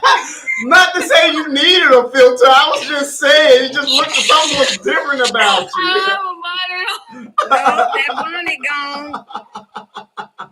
You don't look like a hood rat tonight. She don't have a filter on all the time. I'm looking at her. I'm like, and I got mine on. It's got to be the bunny. That bunny, you need to come up here without that bunny more often. She gonna put her filter on and come up here. I said I got a bonnet on and I'm coming on. I usually. Oh, I thought you said I'm finna put my filter on and come on. I usually. In those pictures, I have a filter. Yeah, when I have my bonnet on, that's when you be looking at me curious. You be like, I ain't never seen her with that. That's what it is. You don't need to do that. Yeah. Okay. I can get some boys in the room. I can get some men in them, some young men. Now we ain't look 25 and under. I did see that. It came across my For You page about Tanner. Tanner came across that's situation, but I was not in a good state of mind that day. I heard that, so I scrolled. Are you familiar with them at all? Because I did not know him before 4 a.m. this morning. I said, well, that video came across my For You page a week ago when he passed. Was it a week ago? I thought it was Wednesday. Didn't he just pass Wednesday? But close to it, because today's what, Sunday? So yeah, close to a week ago. Okay. Yeah. All right. Well, let me give you a little bit of background because I have two major questions for you. Could everybody mute so I can have this clear conversation? Oh yeah. All right. I'm just hearing echoes. I want to be able to get this thing out. All right. Tilly, you are all right. I was just trying to get everybody else to be quiet. Okay. All right. So here's the gist of it. I saw his video at 4 a.m. this morning. That was my first time ever seeing this guy. FYP comes up and he says, "Hey, my name is what is it? Terry Martin." Tanner Martin. I'm sorry. It's getting late. Tanner Martin. And if you're watching this video, I am deleted. So I immediately go to the page because I'm like, I hope this is just a terrible joke, only to find out that this man had stage 4 cancer, had been fighting it for 5 years, and he passed from it. Devastated. So then I did a deep dive into the content. And I started seeing videos pop up that posted within the last 2 or 3 days where people are outraged over the GoFundMe that is set up. We'll get back to that in just a moment. And I'm gonna have to use a different word because they shut my live down. I had to appeal. I'd gotten suspended until July the 2nd in this live earlier because I put up the list of all the stuff that this man was requesting. So I'm gonna have to abbreviate it. Or you can look it up. You look up everything else. If you go to his page, he is asking for things in 4 different phases, and it doesn't become active until his demise. And I'm saying he's asking for everything from diapers and transportation to daycare, all the way up until this child goes off to college, paying for that, and even gets married. We the public are giving $10,000 towards the wedding. I'm talking about stages. The elementary school, middle school, high school, college, all of it. And when I mean, everything is covered. Goal was $250. They got it. They raised it. $500. Raised it. $750. Got it. It's at over $800K at this point. People, for whatever reason, and I can, after looking at that list, I can see a little bit of why people are starting to get a little bit perturbed. But people are outraged. That's going to be part of my question. But they're definitely outraged, and they're outraged at the fact that you reached your goal and you keep climbing and you keep resetting it. Here's the other thing, and this is the bigger question, the most important question, and because you're so intelligent, I think you're going to be able to give me a very good take on this. If you or your spouse has 12 months to live, the doctor comes in and says you only got 12 months, you're going to be gone by the end of this year. Do you think it's a selfish act to bring a new life in the world, knowing full well that you are not going to be here to help support that baby or to be here for that baby? And number 2, going back to this 4 phases of paying for this child's entire life, do you think, what are your thoughts around then going to the public, because he had no life insurance, no other funds, and you go into the public, your followers, because he had in excess of 600,000 followers, your followers, and then the world to say, if you don't mind, could you give us now $750K so that my child can be supported because I'm about to get up out of here? Okay. It's a loaded question. Please, let's start with the first one. Do you think it's a selfish act? Okay, so if they are not expecting, then yes, because why would you go do that? Now, if the child is already forming here, okay, there's nothing that can be done at that point, you know. Great answer. In this particular situation, they had to go through IVF to get this baby. So This is full well knowing that he was about to get up out of here. His unaliving wish was to see a child born and to be here when the child was born. And all those things did happen. The baby was 41 days old when he passed. He read stories. He read stories to the baby. I covered all that in the video. Read stories to the baby, recorded it, put his heartbeat inside of a teddy bear for the baby. Took the baby for walks, even though he was in a motorized wheelchair at the time because he's so weak from the cancer. So did all the things that he could do in those 41 days, but you're gone.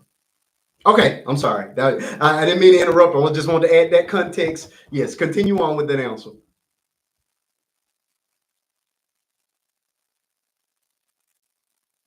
Telly?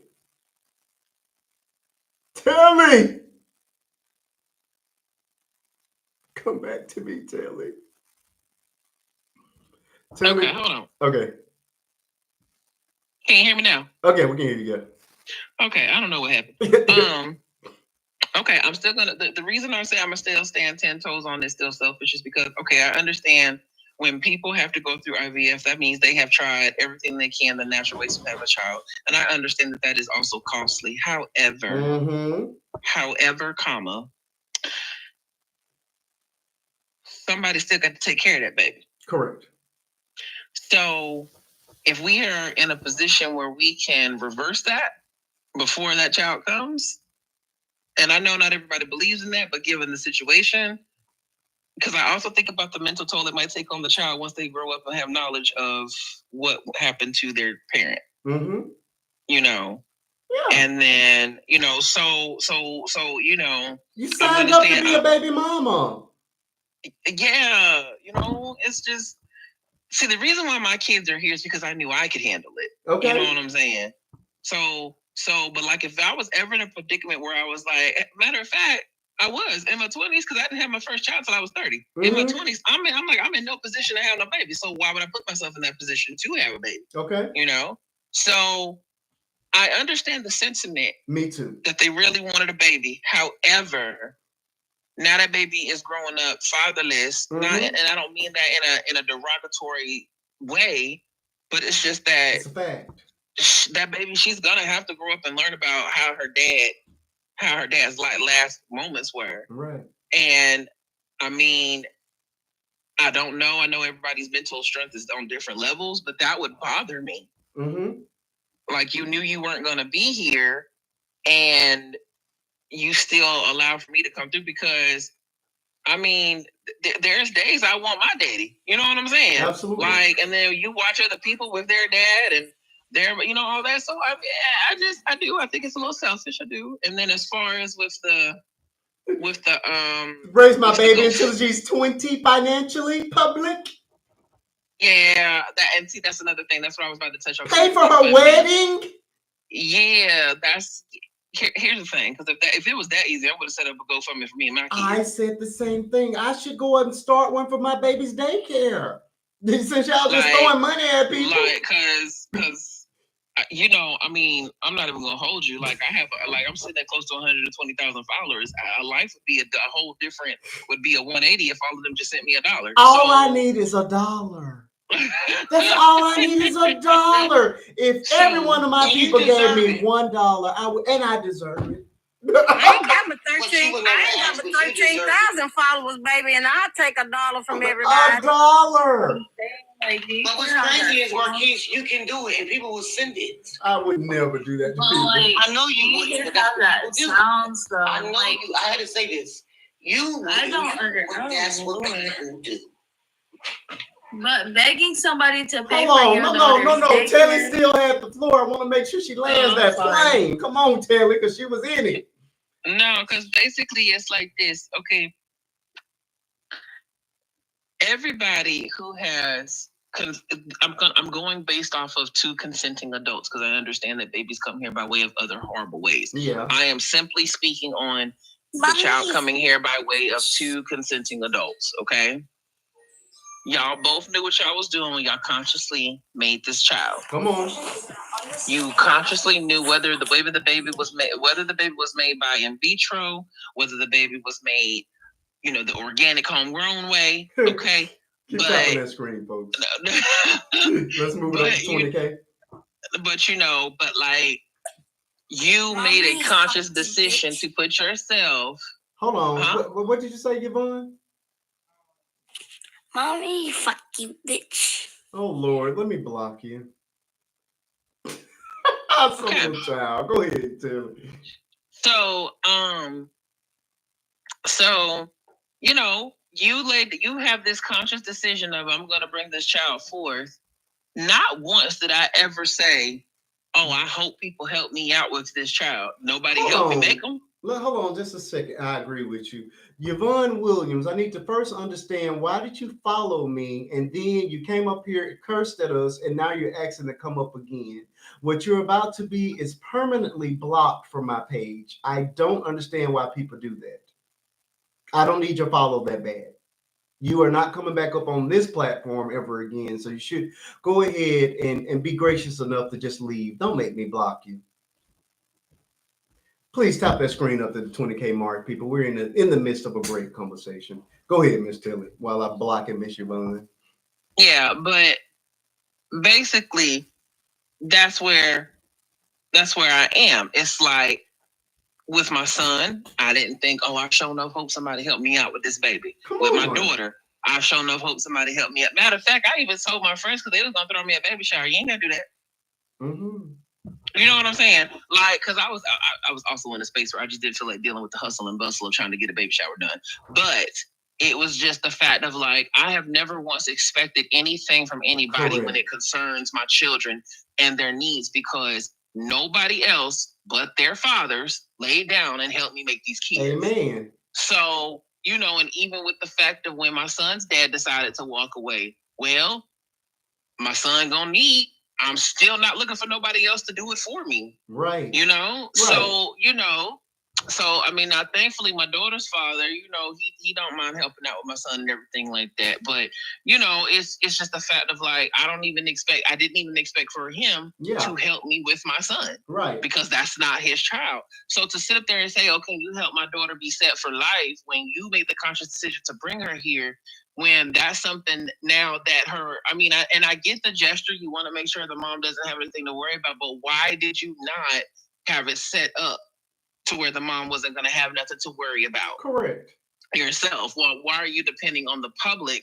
Correct. Especially in the economic climate we're in right now. Correct. Why are you expecting for the outside world to be responsible partially for you? Because if that's the case, everybody need to claim the baby on their taxes. I'm not even trying to be funny. Thor said the same thing. Same thing. Like, that's my honorary baby thing. You know what I'm saying?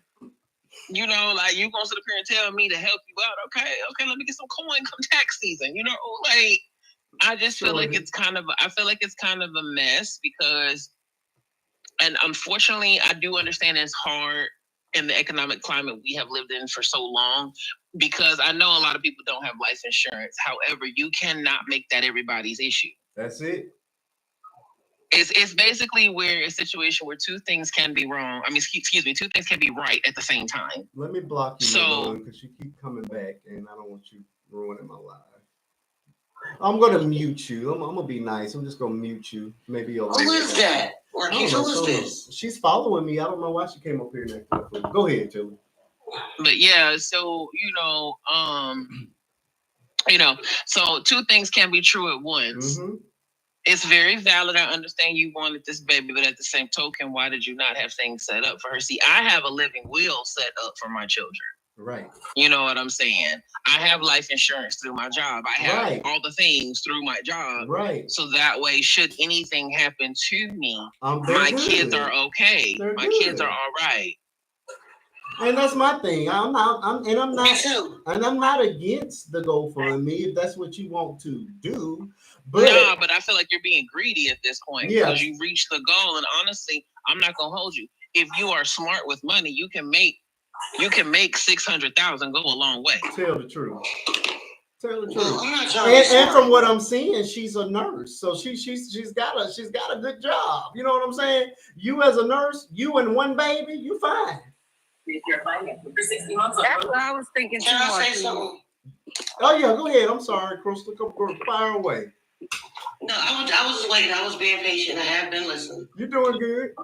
I'm trying. But anyway, I just want to say this.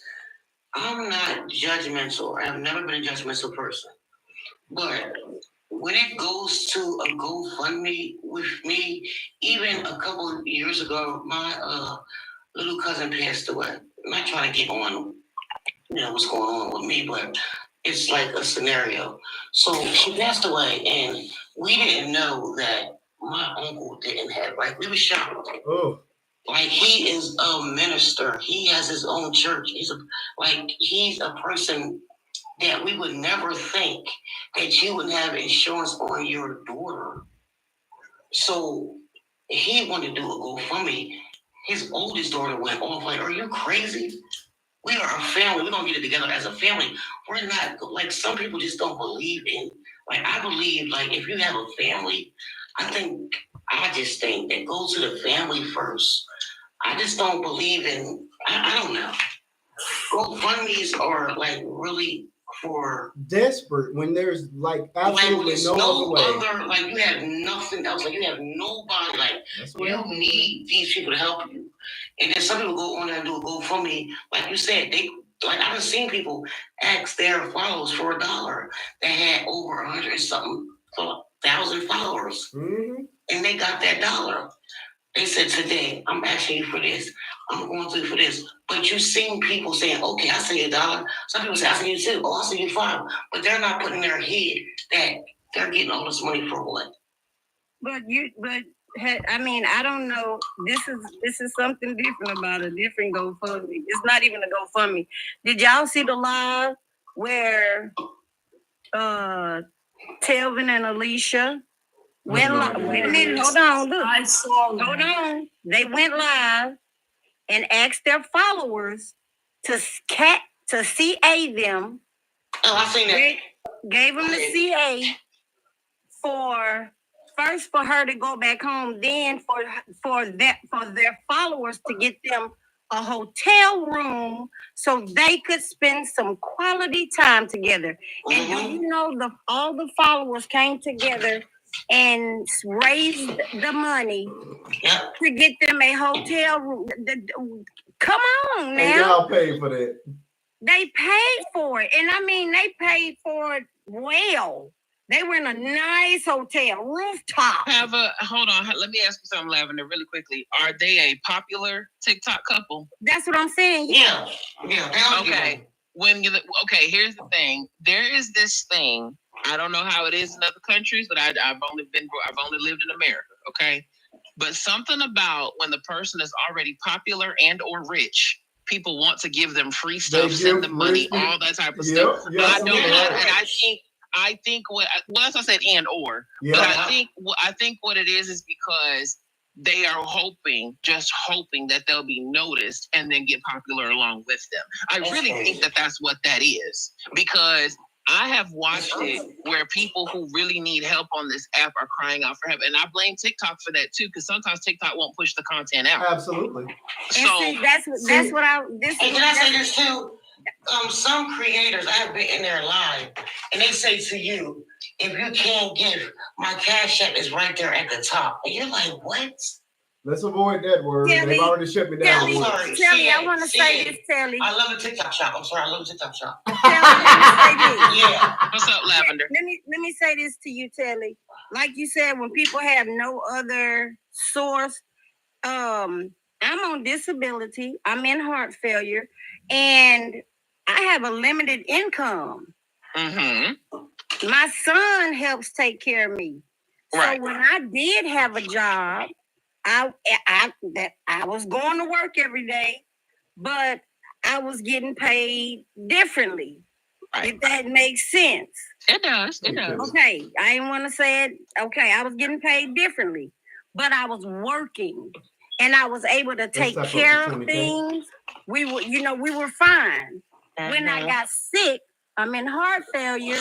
I go in the hospital and I'm there. And I'm never and when I tell you I'm there, I just came home in May. And my son's sister put up a GoFundMe for me. Do you know nobody donated? A few people. I'm not gonna say nobody. A few people donated. I believe you. Depending on where she put it at. But the thing is, that go to my page, Crystal, and you'll see it. It is a beautiful sentiment. I didn't when I seen it, I was like, oh my God. Because she was saying, you know, that my son was trying to keep the family afloat. And, you know, like, it was a beautiful sentiment. I was like, wow, like, I didn't expect her to put it up there like that. Mm-hmm. But she did.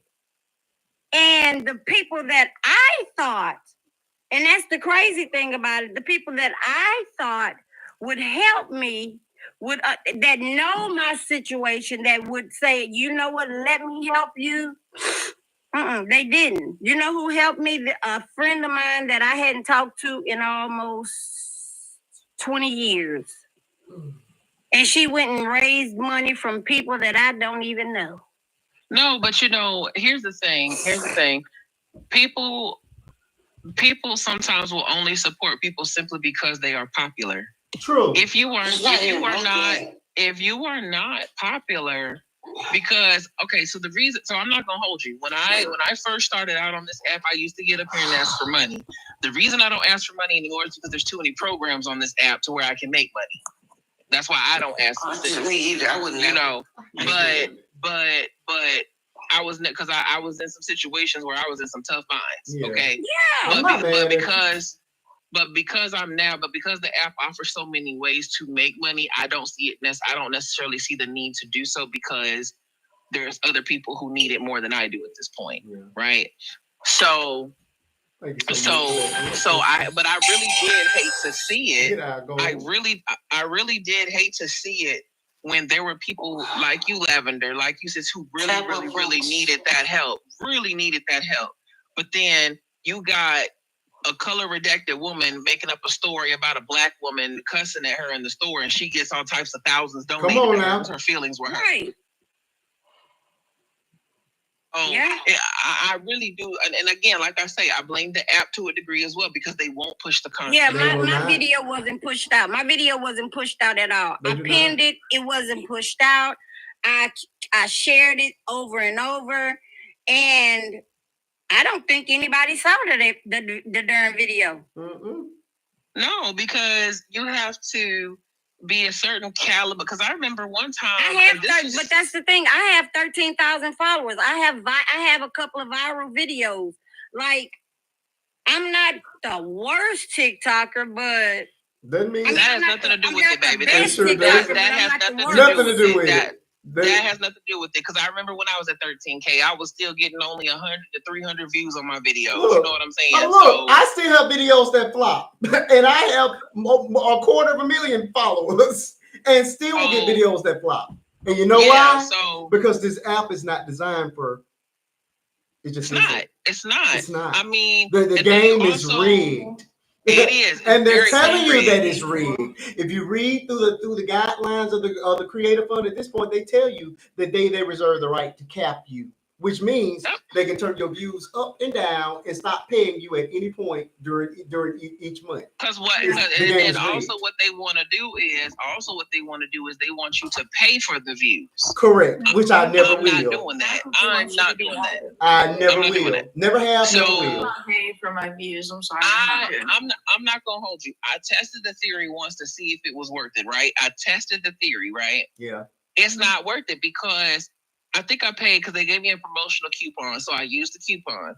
I paid $12, right? Mm-hmm. I only got like 200 and something thousand views on it, and that video only made me, I think, at best $20, $23, $24. Mm-hmm. Okay, so I only made what an extra $12, right? Yeah, like so. No, it's not worth it. Don't ever pay for them views. Don't ever do it. The only reason I did this because I had an extra $12 to spend. Nope. Don't ever do it. Hey, so as far as that goes, you literally have to The closer you are to the European standard, or the closer you are to being entertaining for the Europeans. Correct. That's because I remember. Or if you're gonna coon for them, yeah, that's what I'm talking all day about. long. If you gonna have on your tap shoes for Correct. them, you know what I'm saying? You tap dance for them, they'll let you go. So, because I remember I've been on this app since 2021. In 2021, there was a creator who basically was asking the people to send him $1 so that way he could pay his car off, and they sent it. He said, he said, if this amount of people send me this much, I can get my car paid off.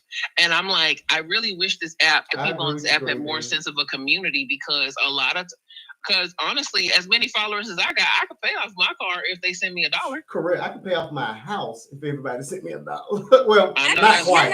Not quite. I'd be close. I'd be in good shape though now. I might need y'all to send a couple of dollars. I go live at night, Marquise. Yeah. Sometimes I have over 100 people in my live. Do you know I might not make anything, and I'm like, I'm entertaining y'all. And y'all sitting here and you won't tap the screen. You won't even send a daily heart me. It's a penny. Same. That's what I'm saying. Look, Tanya, welcome to the conversation. I hope you are familiar with the topic of the night. Have you seen my video? Yes. Okay, 2 questions for you. First question, the same question I've asked everybody tonight. Do you think it's inherently selfish of a person if a doctor comes to you and says, hey, you got 12 months to live? Do you think it's selfish of you to create a life knowing full well you're not going to, number one, be here to be able to support it? And number 2, there's no money in place, no life insurance, nothing in place to support this child. And I'm saying that because this guy Tanner, who story touched my heart. Again, I did a deep dive on it, but people are outraged because he started a GoFundMe that's in 4 different phases. Thank you so much for those gifts. That's in 4 phases, all the way, and I'll just give you the light version, all the way from paying for diapers, wipes, and daycare, all the way through middle school, all the way through college, and even paying towards this child's wedding. What are your thoughts? Saw that. What are your thoughts? So I put it up earlier, but they shut my live down. I know. I was on. You was here, okay? So you know. I was like, "What the hell happened?" You good? Yeah. Oh, I was very outraged behind, but thankfully they gave it back to me. So I'm ready for your thoughts, please. I was like, what did they think he said that was wrong? To where they shut this up? I'm like, that was really stupid. Yeah. Sorry, I didn't mean to say you that, but there you go. I'm sorry. Okay, look, Latonya, we're ready. Let's start with the first question. All, I would say 12 months. I'm sorry for his family's loss. Absolutely. Yeah, because I found out about Tanner around the same time that you did. Yeah. I found out about Tanner through your video and that little bit of a live that I got to see. Anyway, because you was able to go through the stages of his GoFundMe before they shut you down. Right. I was like, that is something. I understand planning for your child's life, but not at other people's expense when you have not prepared for it yourself. Okay, hold on. You got to back up and answer the first question. I got you. I'm going. Okay. The first question, if you were told that you only had 12. A year to live, would you be selfish or selfless to have a child? My personal opinion is, if I knew that I only have 12 months to live and I didn't have the provisions in place already for a child, I wouldn't worry about having one. Come on now. Because that's a burden that you are already making plans to put on somebody else. Mm-hmm. And that's not how that goes, because the family is going to be grieving you. And when they look at this child, they're going to see you in this child, and the child going to have adverse effects from it. Because some people take their frustrations out on the part that's left. I can tell y'all this because I know when my biological father was unalived, I was the product of that. My mama was pregnant when he got unalived. And I came out looking like him. So for the first part of my life, for the first 10 years, I was always told how much I look like my father and how much seeing me hurts her because she missed him. People go through stuff like that. And it's not like they do it intentionally. My mom was 17 at the time. So she dealt with how the best way she could. But the damage was done to me because she didn't know what she was saying to me, and I didn't understand it. I didn't understand me being here made her mad because she loved my dad and he was no longer here. And I was a representation of what he was. I mean, there were times that she would get frustrated and tell me that she wished he was here and I wasn't. And at 7 or 8 years old, you think about stuff like that, and you're like, "What did I do? What did I do?" Yeah. But then, as an adult, I more mature. I understand why she felt that way. So, if I was actually able to have children, and they told me that I had 12 months to live, I would not put that on anybody else because, to be honest, if I would, the only person that would take care of my child would be my mom, which means that she'll have to go through that again. And I wouldn't want that on her. Oh, that's a nice money gun. Hey, girl, Stu. He deserves it. I appreciate it. You know I ain't gonna do nothing but give right back to you in the next slide. No, that's why I said, why do you do that? I do it to show love. I don't do nothing but to give it right back. I'm not a content creator. I don't get that. Like, I just do it. Thank you so much. He said, I'm gonna give it right back. I feel like what she just said, like back on. Hey, Avengers. Why would you? That's a burden onto another person. Because you're no longer here. I mean, think about it. You're no longer here to help me with this child. So now all of the financial problems and all of the well-being of this child is on me. Yeah. I think it's selfish, and I think it's disgusting that y'all would even. Not to take into account, what if that child starts having medical issues of her That own? part. I didn't even think about that piece. It's the I thing. thought about that. It's the thing. Like, here's the thing. Everything you do has a consequence. Everything you do in life will have a consequence, a good or a bad consequence. Because you are no longer here on this earth, and I'm sorry that you're no longer on this earth anymore. But what about the risk you're taking with this child?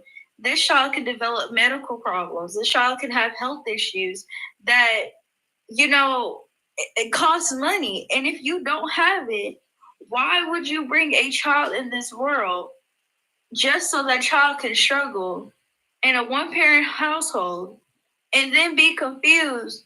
Well, God, why is my father not here? Now that child has daddy issues. Yeah. And now you see, and here's the thing. I'm about to get biblical for a second. God already gives us problems. He already gives us problems. So you gonna add on to the problems that God has given you? It's selfish. It's disgusting. I can't. I'm sorry. Well, that kind of goes with the fact that God gave everyone free will too. So some people are they're not the smartest with that free will, but they have it. Yeah.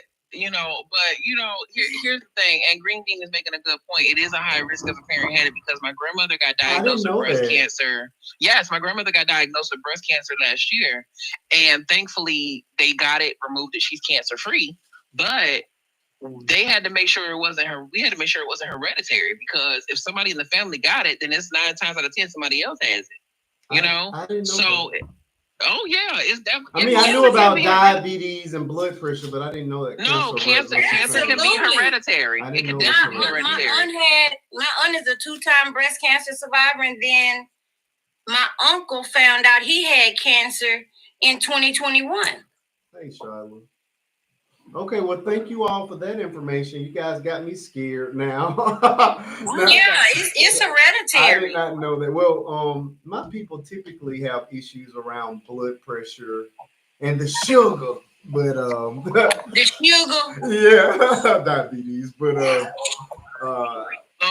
diabetes. Yeah, they have problems with the diabeticalness, but I didn't know. I understand. I didn't realize. Marcus, that's one of the main reasons why when you do your paperwork at the different places that They you go. ask you that. They ask for your do. history because a lot of the things on the list are hereditary. I did not think cancer was one of them. Basically, 99% of the things that are on the list are hereditary, and that's why they ask your mother history and your mother and father's history. And sometimes they ask for your siblings. Yeah, they do. Yes, they do. Some paperwork they ask about your siblings. I just went to the doctor the other day. It was just a routine diabetic doctor appointment, but they do ask all of those questions. And for me, I only have the one thing I have to say, Black people, us as Black people, we have to do better because sometimes the medical history is not shared. So we don't know what anybody in our family has. To me, all I know is me and my mom. I don't know about my grandmother. The dad's history, yes. You don't know. They keep it all under wraps. They don't tell anybody. They don't talk about it. What they talk about is the old school remedies that they made back in the day, but they don't tell you about the health situations in the family until somebody gets sick. Yeah. And then it's a little too late then. It's a little too late. We need to talk about it more. We really need to talk about it more. And my brother has a daughter, right? So his little girl's mother has always said, I want to know y'all's family history on your dad's side. She knows her family history. My dad, they were displaced at one time, so we didn't know anything about my dad's side of the family. My brother, she has the baby, everything's fine. Let's top up the 30K. We realized the baby started having trouble with her eyes, so now she's back and forth to the eye doctor. The baby turns 1. She's not up to standards with a 1-year-old. Now now we find out she's fully autistic. And when I say autistic, I'm talking about fully autistic. But no, we didn't know anything about my dad's family history. And come to find out, it's everybody in my family ain't rap type. I just say that. Can I ask you a question? Hold on. Let me get Green Bean in the conversation. Green Bean, welcome to the conversation tonight. I love the things that you placed in the comment section, and always happy to have some fresh blood on the panel. I don't know if you've been here for the 2 questions that I'm asking everybody that's coming up tonight, so I'll start again. First question: do you think it's inherently selfish if you or your spouse has 12 months to live, and do you think it's selfish for you to then create a life that you cannot financially support? And also, question 2, what are your thoughts? Well, not a question, but your thoughts. What are your thoughts around starting up a funding source to support said child for the next 20 years? The first question is I'm kind of split on that one. Knowing the circumstance of their story, I'm going to say no, because I personally know a lot about colon cancer and the risk that's involved with colon cancer. So in that perspective, yes, me personally, it was very selfish. Because now that kid is going to be subjected to testing and screening for colon cancer basically from young 20s for the rest of her life. And again, yes, I think it's very selfish to set up, and this is my own opinion as a single mom. Yeah. It is very selfish because everybody in America has to work and make their own way. And we don't, if you're in a diet, I'm all about paying it forward. Absolutely. And if I need help for something and I don't come on here and ask anybody for help. I never have, never will. Come on. I'll find a way to do it. God's going to provide that way. And if he don't, then it wasn't for me. Come on. But colon cancer is very personal to me. Okay. Because my dad died when he was 56 of colon cancer. Okay. So I get screened every 2 years. I actually just got screened 2 weeks ago, had 6 precancerous polyps removed all throughout my colon. And every 2 years they're removed. And I'm subjected to that every 2 years because of family history. Okay. Now, and I'm only speaking from research I've done from gastros that I'm really close with, that I talk to a lot. Most families who have history of it, 9 times out of 10, you will most likely, if you don't screen, you're going to get colon cancer. Oh, wow. America is, and I'm not preaching to y'all, but please you're good. Go get your colonoscopy, even if there's not a history, because our food is so bad. And that is, you're going to see a huge rise in colon cancer at young ages. Yeah. Because it used to be 40 years plus when you start screening. Yeah. They need to lower that age bracket and make insurance start paying for it, because that's how we're losing a lot of our people, because of this garbage we're putting in our bodies. I ain't going to preach to you about that. No, you're in a good place for it. We like to leave with more information than we came here with. So you're in the right place for it. Yeah. Now, I'm not. Well, I had one family member, an aunt, to pass away from it, and it was devastating and painful. Painful. I can remember shortly before she passed, even with all the morphine and everything that she was on, I walked into that room and that woman was screaming for her mama like a newborn baby. That's just how much pain, physical pain, she was in passing from it. Now, the worst one I ever seen was my big mom. That's my grandma, and she had pancreatic, and I think that to me is probably the most scary one, because it doesn't show any real signs. Right. By the time it shows up, it is too late. By the time you see the signs, it's too late. So they gave her, I think it was 1.5 years to live, and she made, I don't even think she made it 13 months after she first started seeing the sign. Because, like I said, that to me, I think that's the worst. Well, it's been my experience that that's the worst form to get. Right, and you know, my uncle had my uncle had pancreatic cancer too. So. Yeah, and colon cancer is the same. By the time you show symptoms, it's too late. Okay. You'll be at a stage 4. Yep. That's when you start showing symptoms. Wow. And by then, it has probably already spread to other organs if it hasn't spread to your bones yet. Jesus.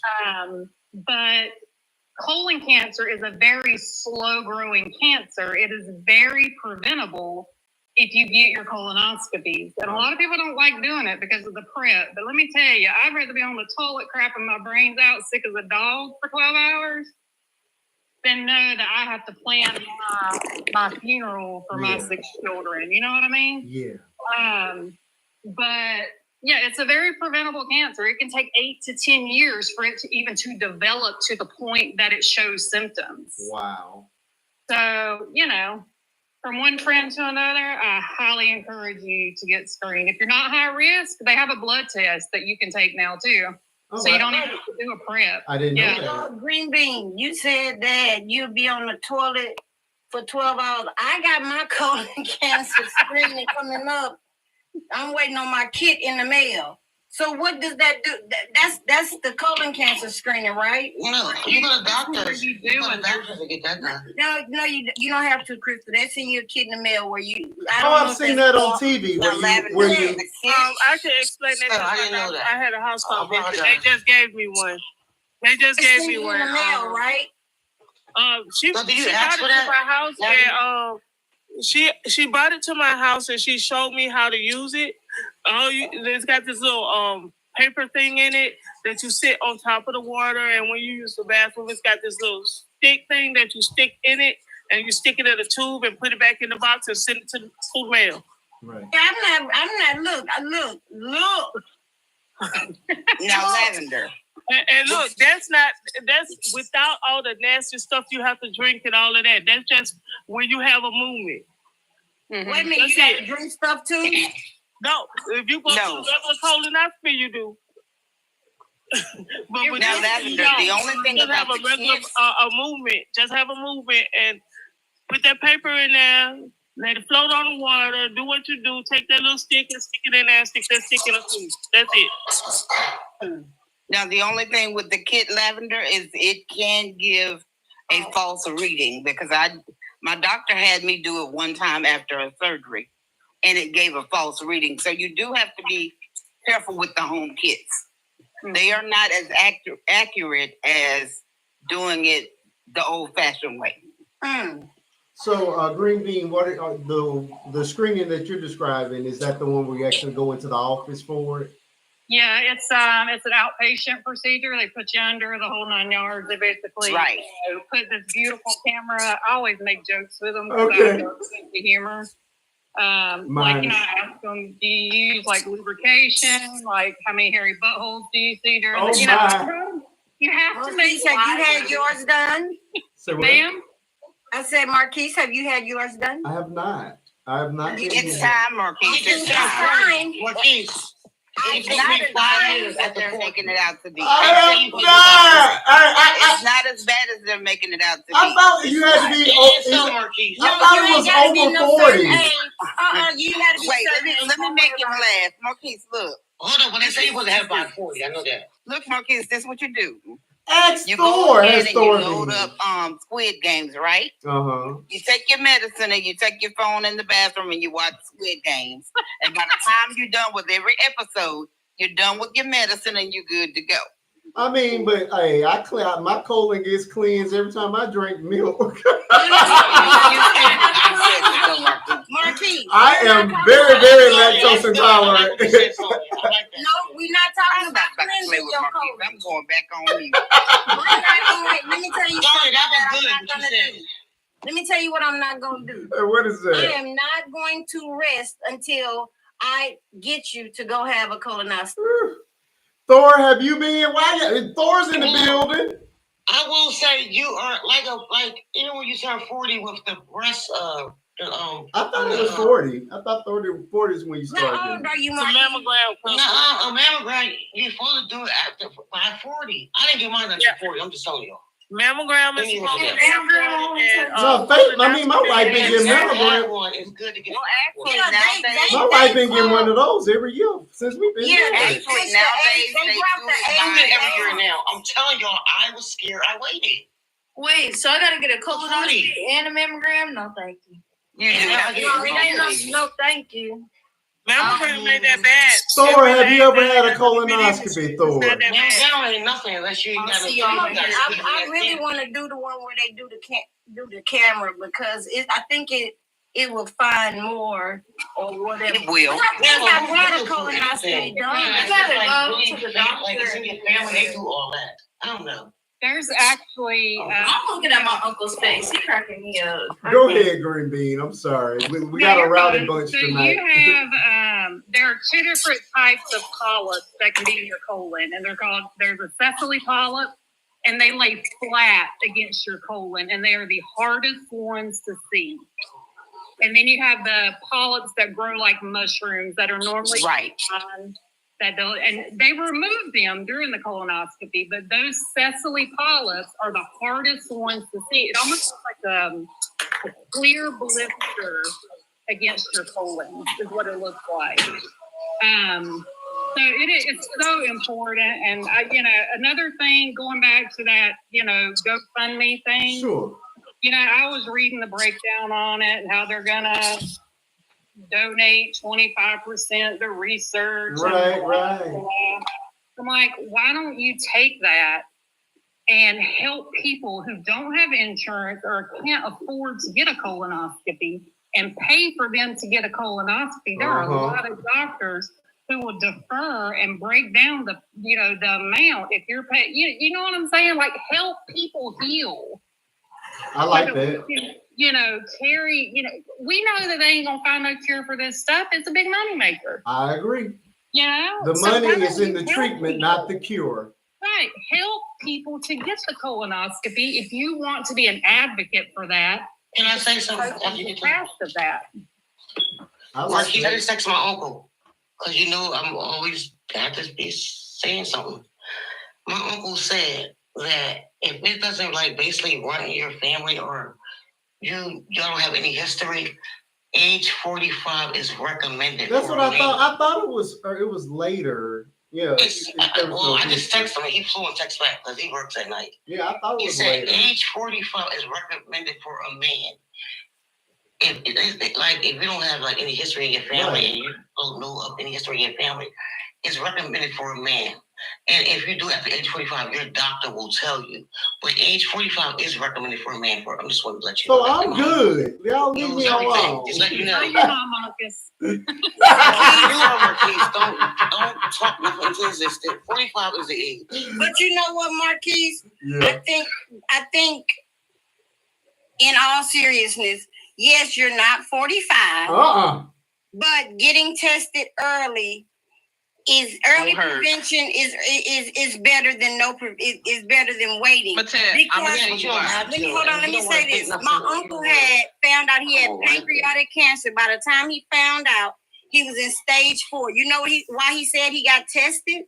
He would have never gotten tested had he not been sitting there watching TV and he found out that somebody died from pancreatic cancer.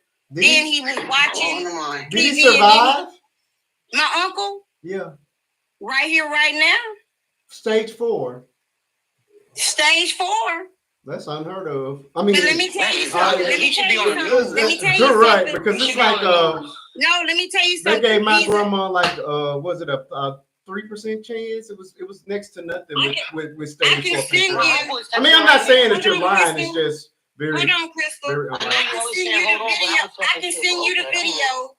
I can send you the video. We have a nonprofit organization, and yesterday we had a event called Every Ribbon Tells a Story, where men, women with cancer, twice a year we do an event where you get to tell your story, right? So my uncle was told his story yesterday. He said he's told nobody his whole story, and he said he was in stage 4. Do you know he went to this hospital and he said that it's some kind of pill that they have that he has to take, and the pill is so high, I think it's like $500 a month. But he has to take that pill for the rest of his life. And the pill, what happened? I don't know. Like you said, I don't know I don't know how. But he's a vet. He's been in the military since 1981. And the hospital or whoever, I don't know who it was, but somebody funded it. And they told him, don't worry about it. They'll pay for it. But it's $500. And he said he had to take it at 12 o'clock every single day for the rest of his life. But it was stage 4. When I tell you my uncle was sick, he was sick.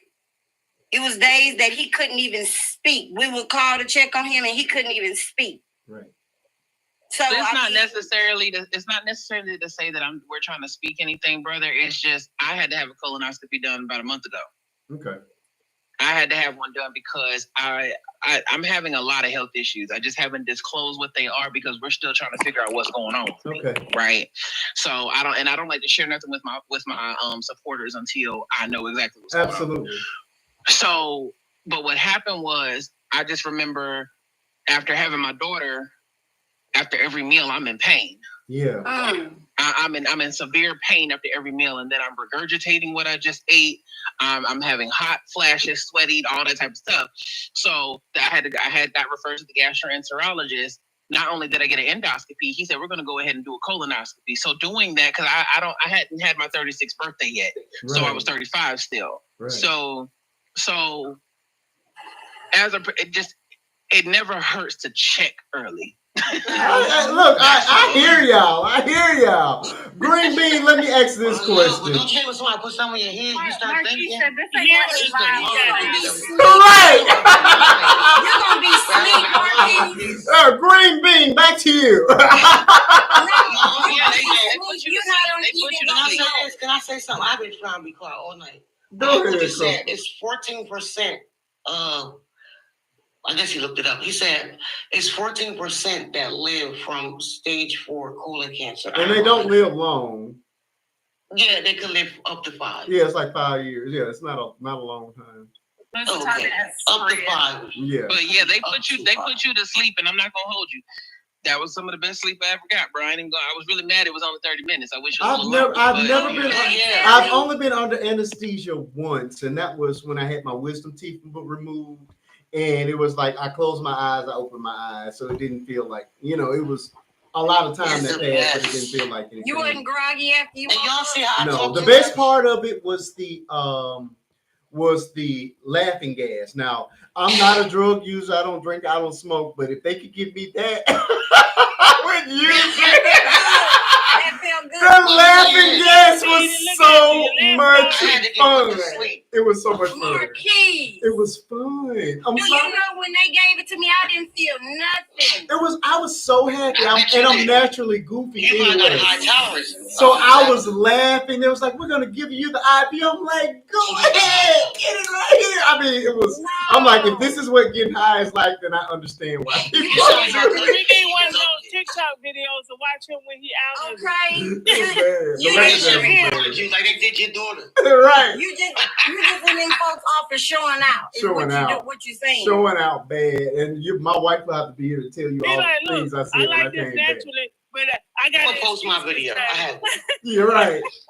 Green burn. Let me ask this, and this may be a little graphic. So you say they removed the polyps during the colonoscopy. So are you bleeding after that is over with, or everything just goes back to normal? No, so they freeze them.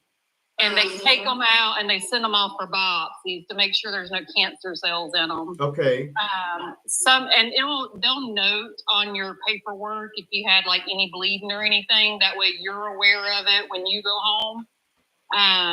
So you can bleed after it's over with. Absolutely, depending how large the polyp is or how difficult it was to get, or XYZ. See, now I'm gonna feel like somebody took my virginity. No, that's if you have polyps, Marquise. I don't want nobody taking my virginity. I'm not gonna lie to you, it hurts. And imagine people that have sex like that. It's not. Now, how do you know, Miss Crystal? How do you? What you mean I know this? How do you know that, Crystal? I'm telling you, I know.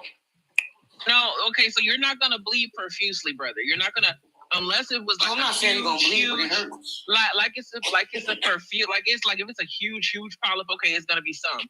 But it should only be minor, and it should only last that day. If you're still bleeding past that day, something's wrong. Okay. Yeah, they're gonna give you a paper to tell you everything. Shelly, correct me if I'm wrong. When you have the and green bean as well. When you have the colonoscopy, they only go up there with the camera and look. They're not going up there when you have a colonoscopy. They're not going up there removing anything. That's what she said. She said they removed them. They are. They do. They go up there with a camera. But if you have a polyp, like I had a polyp as well, they had to remove it. If you have a polyp, if you don't have any polyps, you don't have anything to worry about. They just looking, trying to find polyps. And if you don't have any polyps, then they coming back out. Yeah. So on the end of their camera is it's a little device thing that is attached to the camera. So so you don't have like multiple devices up your rectum. Yeah, now. Can I say something real quick here? Before I get off. So, and if they come across one, they freeze it, they take it out, and they're sent off for biopsy. Right, that's what I was trying to say. Yep. And they'll tell you what part of your colon took it out of, because you have multiple parts of your colon. And mine started, and I've done a lot of research since I started getting my colonoscopies. Most of my polyps start after the food starts to digest. It's not when I intake it. It's when it starts to digest. That's why I say I truly believe a lot of people are at high risk because of the food we eat. But the polyp follows all the way, the rest of the way down, even to my rectum. So my last colonoscopy 2 weeks ago, there were even polyps in my rectum. So, I mean, I'm not a conspiracy theorist person, but come on now. Oh, you think it's a population control? We got to make it make sense, you know? I mean, and look, I think if there may be a little bit of truth to it. Okay, this is off subject a little bit, but I don't know if you guys, and what's funny is this story is not getting any real attention on the app at all. Have you guys heard about the 2 shots you could take? Well, the 2 shots you could take within a year that will make you 100% preventable from the HI. Yeah, I did hear about this before too. Yeah. Yes. Did hear But about that, yeah. but the cost is I thought we talked about that on we did. But the cost of it is $28,000 a year. Did we talk about that? We did talk about it. $28,000 a year for those 2 shots that will completely prevent you from getting it. I think they've been had it because you gotta remember Maggie Johnson been non-detectable. The problem is, why is it $28,000? That part. So only the elite, only the 1% deserve to have that medication. Yep, that's what I was gonna say. What insurance covers that? Probably only the why doesn't insurance cover that for everybody? It doesn't cover that for everybody because the money is in the treatment, not in the cure. So that's why the cure is only going to be made of. It's available to everybody that has $28,000 a year to give. Exactly. Because Marquise, when I looked it up, it says it doesn't tell you what insurance, but of course it's not. But basically, it's saying if you look it up, it's not telling you what insurance, but it says some insurances. It's not no insurance words. No. What about the people that's really sick that have Medicaid or Medicare or whatever? Right. They can't afford $28,000 a year. I can't afford $28,000 a year for 2 shots. I am double insured, and I still can't afford that. Come on now, Thor. Yeah, it's not going to cover it. Even if what insurance you have, think about it. How much your insurance covers? It's probably going to cover everything. And imagine paying $5,000 or $10,000 out your pocket. No, I don't have to listen. I don't even have to imagine that. I went to the dentist because it was time to go to the dentist. I'm supposed to have top of the line dental insurance. They still said that my insurance is still saying that's $1,500 of it. They still can't cover. Faith just came out of Faith came out of braces, and the wisdom tooth hadn't come in. They said, okay, well, we got to go in and take them out, or it's going to mess up all the beautiful work we did on her teeth. Oh Lord, I go to Mexico. Oh yeah, I had took her to the first dentist. They wanted $1,800 of my dollars with full insurance. Mm-hmm. With full insurance, we ended up finding another doctor on the other side of town that did it for a more reasonable cost, and couldn't explain to me why the same insurance in 2 different places that are supposed to be within my circle of people went from $1,800. I think I ended up still paying about $500 out of pocket, but $1,800 is what they originally asked for wisdom teeth to have to remove. And they couldn't even explain to you why. No, insanity. Like not one reason. No. Could be where you went. No. Well, this does. You said the same insurance. It was insanity. Complete insanity. Thor, we're ready for you. You had a thought on the $28,000 pills, and then we'll get back to the original subject. Yeah, because I wanted to say, okay. Capitalism. So I wanted to say this real quick. We have 30, almost 40 people in the room. Can we please tap? I'm usually tapping, but I'm doing so much stuff. Thank you, Can we please tap up for my brother whom we love that came on a Sunday? There's no reason why we still at 28. No, with this amount of people in the room, we should have been well past the 50K mark. I need you guys to support the live. I'm here on outside of my regular scheduled night. I'm only here on Friday nights, 8:30 p.m. Central Standard Time until midnight. But tonight I had to do a breakthrough story to cover this the Tanner fiasco. Well, not fiasco, the Tanner tragedy, the GoFundMe tragedy, and the bigger question of the night: is it selfish to have a child knowing that you're not going to be here to raise it? I'm going to hop down. Thank you for No problem. Thank you for being here. Please come back. I'm here on Friday nights. I enjoy you. Thank you. I was just gonna say, Marquise, I'm gonna go. I'm not feeling well, and I have a doctor's appointment in the morning, so I'm gonna drop as well. I hope you feel better, Lavender. Thank you. See you later. You're welcome. All right. That sounds about right. My guests are starting to drop out, and it is midnight. I was only supposed to be here for an hour anyway. Okay, well, we're not finished talking yet. Let him talk, and then let me say something, and then I have to share one thing when we're done. Sure. Thor, go right ahead. We're getting ready to wrap. I got to get up in the morning anyway. And y'all not tapping, so that means y'all ready to go. Exactly. Yes, I am. Oh no! Look, the 35 people that's sitting here ain't tapping, so it means y'all. He's not saying you. He's saying you. I just tried to be difficult. Go ahead, Crystal. You've been fighting to speak all night, friend. No. I wanted to say this. Go ahead. I wanted to say we was talking about the camera. So years ago, I had a scare because my stomach just kept hurting. And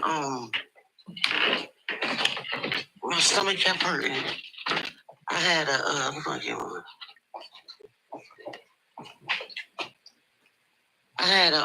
what's it called? Oh, look at you. I had a thing on my stomach. It was called cyst. So when they thought it was a cyst, they were saying that maybe it could be a tumor or whatever. They thought it was a cyst. So they gave me medicine. So I had to get a camera put down my throat, put to sleep. You don't know how I talk too much. So I'm like, y'all not gonna be able to put me to sleep because I talk too much. And they're like, yeah, okay, Miss Burma, just calm down. I talked them folks' head so off that I fell asleep when I woke up. I don't even remember doing any of that.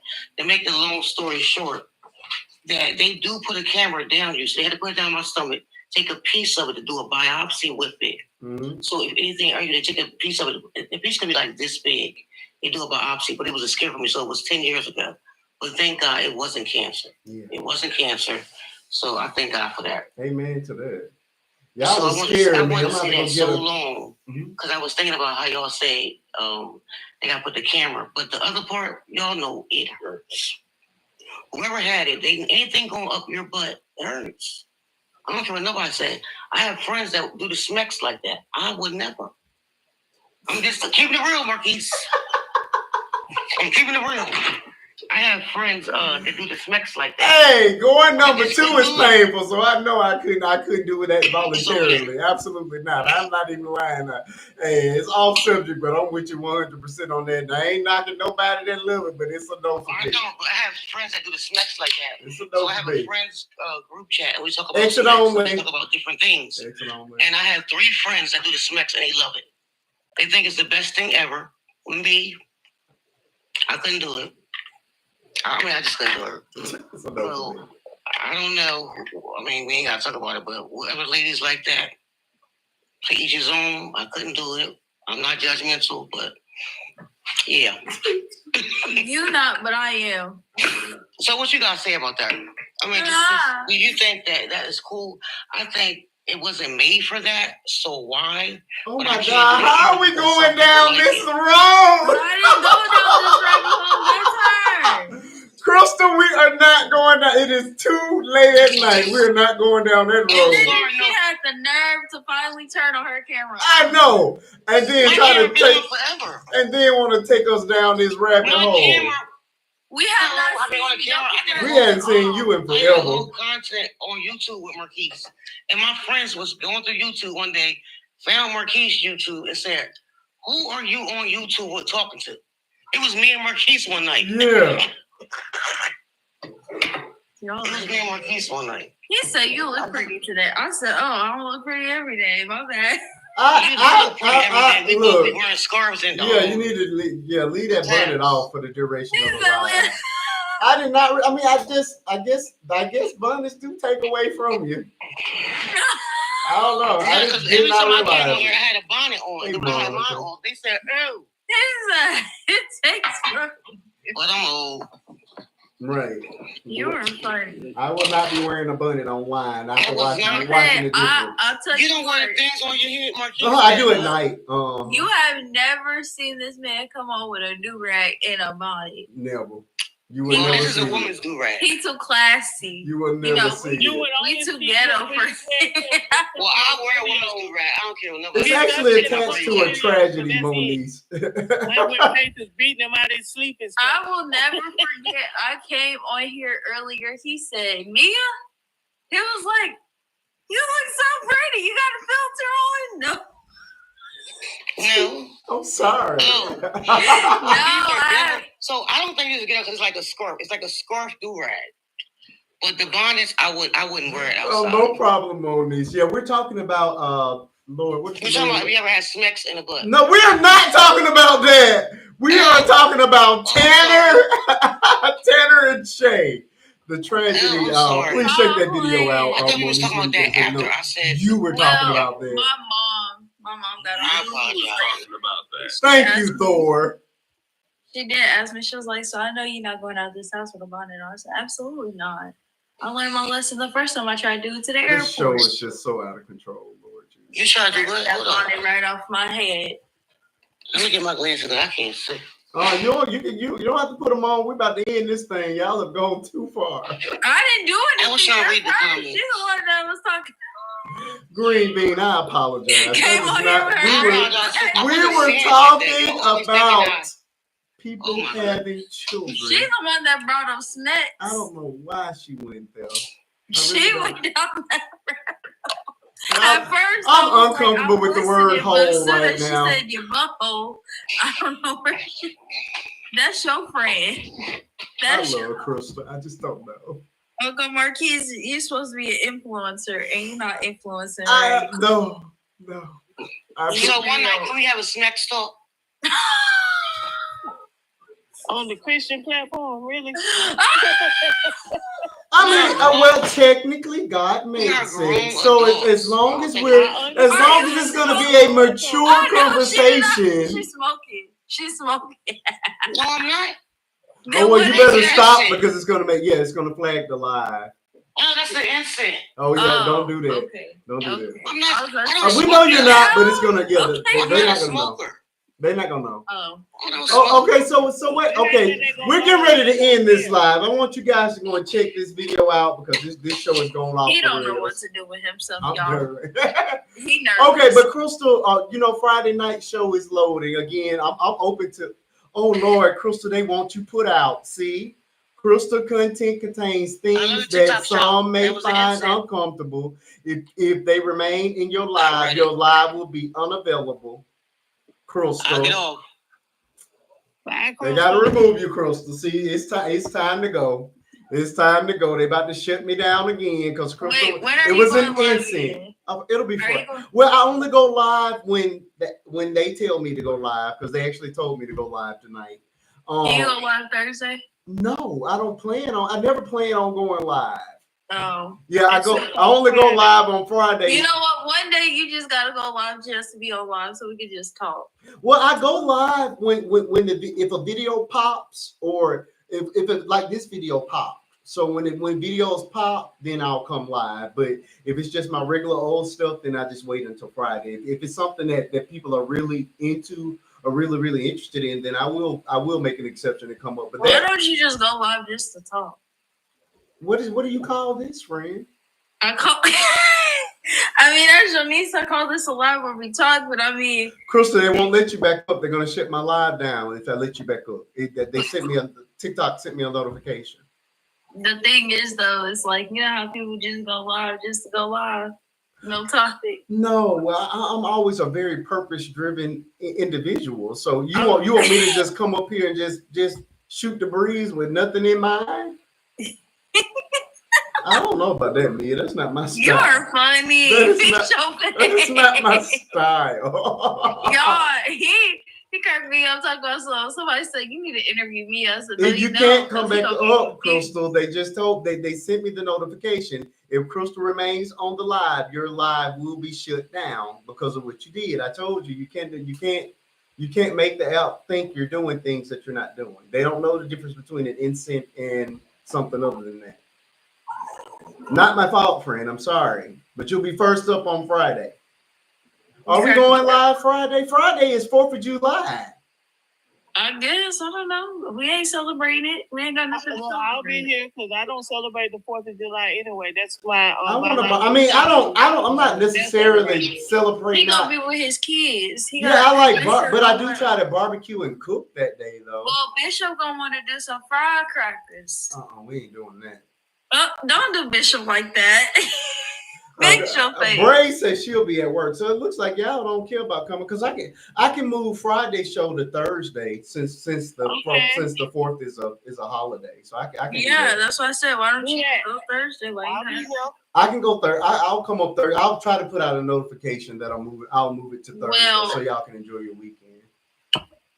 Sometimes you just. I got funerals all weekend, so I ain't enjoying it. Not the trauma. Who passed, Toya? How many people passed? I'm sorry. I'm sorry. My great uncle, wife, and his sister passed on the same day. I'm sorry to hear that. I'm so sorry. 2 hours apiece. They passed 2 hours apart. You said your great uncle and who was it, his wife? My great uncle's wife and his sister. My great uncle died. He passed on my mama's birthday last year. Jesus. I remember you had like a rapid succession. It was like 5 people, something like that. Girl, that was in December. Yeah. Can't catch a break. Dang. But I gotta go to a funeral on Thursday too. So his wife passed on Tuesday. I know the person for real. I know this person. Mia, for those who are still sitting here, I'm looking at Mia that way because she has a tendency to go to funerals of total strangers, people that she has no idea. And then I have the nerve to have an obituary. Then went to the family, said my condolences. She doesn't even know half the people at the funeral. Y'all, this be me at the funeral. I know it's time to end this live. You gotta be shaming yourself. I mean, listen, sometimes you just gotta do a little. Listen, people, if you guys have subjects or things that you want me to discuss, feel free to send them to me in direct messages. I will look at them. I will consider them. And if it's a topic like this or something I could do something with, or something that's a layered topic, then I'm happy to create a video for it and to go live and have a panel discussion about it. Mia just wants me to come up here and just, I don't know what she wants me to do. Because you like to talk, so I'm giving you the opportunity. But I've been talking all night. Okay, look, you be so long-winded. You don't even know. Like, you sometimes be long-winded, and then you get upset when people don't know what you want us to say. So I'm giving you the opportunity. Just go live. No topic. Just be spontaneous. Don't you want to be spontaneous? No. I like to have an actual purpose in my He likes to have a purpose. Correct. I need to start doing that. I like your hair. Thank you. Appreciate it. I sat there and watched you play in your hair all show. Girl, I love playing with my locks. I play with my locks. I see. It's pretty. It's really pretty on you. Thank you. All right, folks, I'm going to end this live, and I will not be doing final thoughts because that's going to take up another 10 minutes and start me into another conversation. You know you're tired. You got to work in the morning. And I got to work, so I'm going to just hit the button like everybody else tonight. With that, I want to thank you all. Let me get you some, hold on. Let me get you some money. People should be supporting you more. Oh, you're so kind, Crystal. Hey, people tapping that screen tonight and showing up is support for me. What I do want you all to do, though, is to support the content. Not just on my page, but especially when you see me on the FYP. If I come up on your FYP, please watch those videos. Please like them. Please comment. And by comment, I mean, don't just put an emoji. I need you to type a few words there. Those are the things that count as engagement. And most importantly, if you really enjoy the message, if you enjoy the video, hit that repost button. That is what actually support. What actually helps me as a creator. Going to my page and watching video after video, it counts nothing on the app. The only thing that actually counts is supporting me on the FYP. So please do that if and when you can. It helps you to get on the FYP though. What do you mean? Oh, I thought you were so like if I go to your page and watch like a few videos in full, it'll help. Like it'll tell the algorithm like, hey, okay, so since you watch like 5 of his videos all the way through, it'll like kind of push it to the FYP a lot faster. Okay. Yeah, because it'll say recently viewed. It'll have like one of your videos, and it'll like recently viewed. Well, Thor, I'm gonna have to push back on that because I have people personally that go to my page and do just that, and you can hit the repost button from my page, and the algorithm won't even recognize it. The video with the Joe song that they turned into a church song. That video doesn't even have 1,000 views, and I know I looked at the stats on it. It got reposted 30 or 40 times, and it's still showing 0. So no, it's TikTok doing correct. That. TikTok does not recognize. I don't strictly go to your page and start searching for your videos because I feel like that's how you end up getting shadow banned. Correct. So I watch them when they hit the FYP. Correct. And I get a lot of your videos in a day because your FYP is loaded. I'm just saying. And after I get through laughing myself into crying, I comment because you and Faith, y'all are so silly. Oh my God. I'm so excited. We recorded. The only reason I didn't put it up was because this video was important to me and it was getting traction. But we recorded a part 2 to the A. Marie thing. You know, the first one that went viral. I don't know why she went on. I don't know why she did that to girl. Oh no, but she's performed again. Now the BET she did pretty good on, so we left it alone.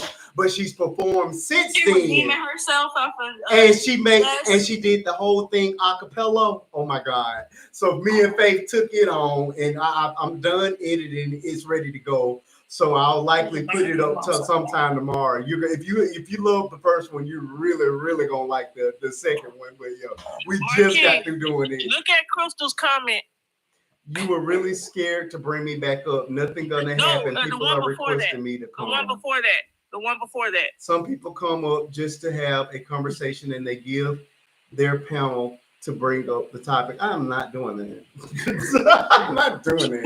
Here's the thing about him. You know he's not spontaneous. He ain't doing it. No, I like order. I don't like chaos. There's enough chaos in the room. We have chaos in the room tonight. I'm talking about Tanner Pass, and then y'all started talking about anal. How? We did not. How? So I feel like there's enough spontaneity for me not to have to come up with. But I feel like this. Because on Friday, got a little rough, but it's just starting up. That's what we do. You want some decorum. You want decorum. That's what you want. You want decorum, and y'all want chaos. What y'all want is the Jerry Springer show every time I come up here. I like the peaceful. I like it when it's peaceful. Correct. I just hate it when one person comes in and decide they feel like they got to curse out everybody and be disrespectful. Well, when I lose my mind, or whatever her name is. I lose my mind and I start going hell because they're disrespecting your spot. Right. When Trina was up here, she was cracking us y'all up. Just want me to, cause y'all really want me to just come up here and say y'all someday. Have it. Just have. So what's the purpose of me being the host if I'm not hosting? You are hosting. It's just that you're not hosting in the way that you want to host. No, she said you're not hosting in the way she wants you to host. Thank you, LaTanya. Mia wants you to put a little bit of messy in there so she can act up. Y'all just want mess and chaos. She wants to put a little. We need a little chaos. Again, I am open to talk about whatever you all want to talk about, but I needed to have a basis. I just don't want to be spinning. You don't know what you want, baby. I'm gonna help. Crystal says, "I don't want chaos." I said, just try it once a month and see what happens. Your views will go up. Like I'm telling you, people like to be messy. Sometimes you got to be messy. Y'all want me to come up here and let y'all talk about stuff I don't care anything about? I don't even want to know what's going to come out your mouth because your face is telling on you. because when you all bring up a subject that I'm not interested in, you're gonna clearly know that I do not care. Because you be like this when you be interviewing people, you be making faces inside. You're gonna know that I don't care immediately when you bring up the subject. You do care though. When y'all start talking about E. Kane, my face is gonna scrunch up and I'm gonna look visibly irritated. Well, so yes, I was the one who brought up E. Kane because you was like, E. Kane, who's I had no idea who that was before you brought her in my life. The Messy Marquis show. That's what we gonna call it. I don't want that. Crystal says the braids. I don't want that. Crystal says, do it like this. The first person that comes up can start the topic. But what if it's a topic I'm not interested in? You gonna have to play along. I don't understand that. Why would I have to come up here and talk about stuff I don't want to talk about? Okay, listen. How about this, right? We call it the Messy Marquis show. No, I don't want to be known as a messy host. You gotta be messy. No, so here's what you gonna do, right? I'm doing just fine doing it the way I'm doing it. Here's what you do. You make your video, right? You be like, it's Messy Monday. All right. Tube of you. Beyonce and J-Lo. See you all on Friday. Oh, no, I'm sorry. I'm ending my tube of you. Hold on. Let me get that button.